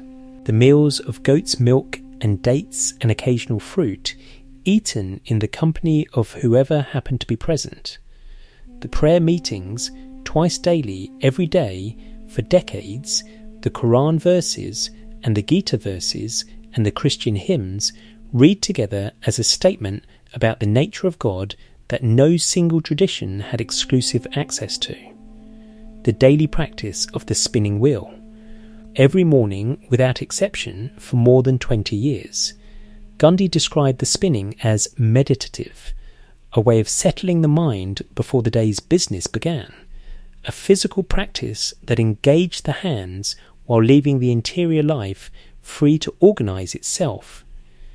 There is something worth noting in the fact that the instrument he chose for this daily meditation was also the economic symbol of Indian self-sufficiency and the political symbol of non-cooperation with the colonial cloth trade. He had collapsed the distinction between interior practice and exterior action so completely that the same object could simultaneously be a prayer wheel, an economic tool, and a political statement. This integration, the refusal to let the spiritual life and the political life occupy separate compartments, was perhaps the most distinctive thing about him and the thing that made him most difficult for conventional political analysis to accommodate. Politicians are supposed to separate their personal beliefs from their public actions. Gandhi considered this separation a form of dishonesty. A person who acts in public according to principles they do not actually hold in private is not a pragmatist. They are a liar who has found a socially acceptable vocabulary for lying. The alternative, aligning the private and the public living by the same principles you advocate, accepting the personal costs of that alignment, is harder and slower and produces results that are less legible to the news cycle but more durable to history. This is the argument the autobiography makes, page by patient page, from the Kathiawad schoolroom to the Nagpur Congress. Not, here is a great man who achieved great things, but here is a person who decided to take truth seriously as a practice, applied it consistently across 80 years, made an enormous number of mistakes, corrected them publicly, and kept going. And here is what that practice produced. What it produced was not a perfect India. It was not a world without injustice or poverty or communal violence or the 1,000 other forms of human cruelty that the 20th century generated in such extraordinary abundance. What it produced was a demonstration as clean and as documented and as reproducible as any laboratory demonstration that non-violent resistance to unjust power is not merely a moral preference but a practical method, that it works against colonial administrations and apartheid systems and plantation systems and revenue machinery and constitutional structures that have stopped serving the people they claim to represent. The demonstration has been reproduced. It will continue to be reproduced.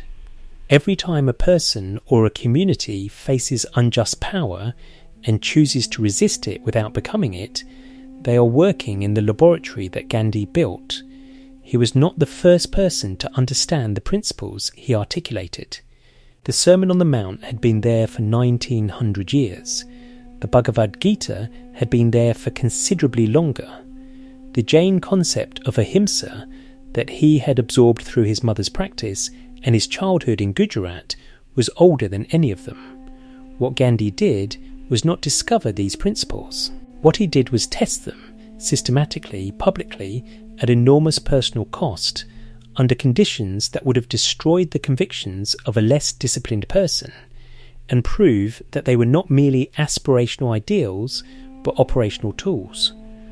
The proof required his whole life. No shorter life would have been sufficient. The South Africa years were necessary to develop the method. The Champaran and Kheda campaigns were necessary to prove it on Indian soil. The Rolat failure and Charishura were necessary to identify its limits and the conditions required to prevent those limits from being reached. The Salt March was necessary to demonstrate it at national scale. The final years of fasting and walking through burning cities were necessary to demonstrate that it held even when everything it had built was being destroyed. Every phase was necessary. None could have been skipped. This is perhaps the hardest thing about Gandhi's life to absorb in an era that prefers transformation to happen quickly and legibly and preferably within a single news cycle. The work he did took 55 years of daily practice, repeated failure and unreasonable patience. It was not spectacular for most of that time. It was ordinary, letters written, meetings attended, statements taken, schools opened, wells cleaned, cotton spun. The Salt March was 12 minutes of archive footage. The 20 years that made the Salt March possible are not available as footage. They are available as the autobiography of a man who understood that the unglamorous work is the real work, and documented it accordingly. The building in Porbandar has a visitor's book near the entrance.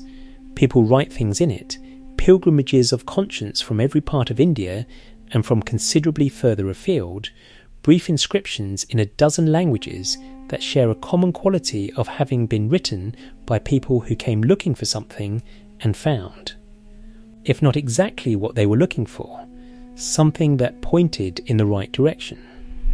The sea outside does not read the visitor's book. The sea has its own continuity, its own indifference to the specific histories of the buildings it erodes. The salt it deposits on the shoreline is the same salt it has always deposited. it will continue to deposit it long after Kirti Mandir has become something else entirely, rubble or memory, or simply the particular quality of light that falls on an empty piece of coastal land where something once stood. But right now, the building stands. The room is there. The lamp is burning. And somewhere in the gap between the world as it is and the world as it should be, the work continues, carried forward by people who may not know Gandhi's name, may not have read the autobiography, may never have stood in the room where the thread began, but who have nonetheless inherited the method and are using it in their own circumstances, in their own languages, against their own versions of the injustice that the man from Porbandar spent his life refusing to accept. That is what survives. That is what the wind carries. That is enough. It has always been enough. It will have to keep being enough until the work is done. And if this documentary has moved something in you, if the story of one ordinary boy who refused to copy from his neighbour's slate and spent the rest of his life following that refusal wherever it led has left you thinking about what your own refusals might produce, then share it with someone who needs it tonight. Subscribe if you want to keep following work like this. Every great life is a question addressed to the living. The question does not expire, neither does the invitation to answer it.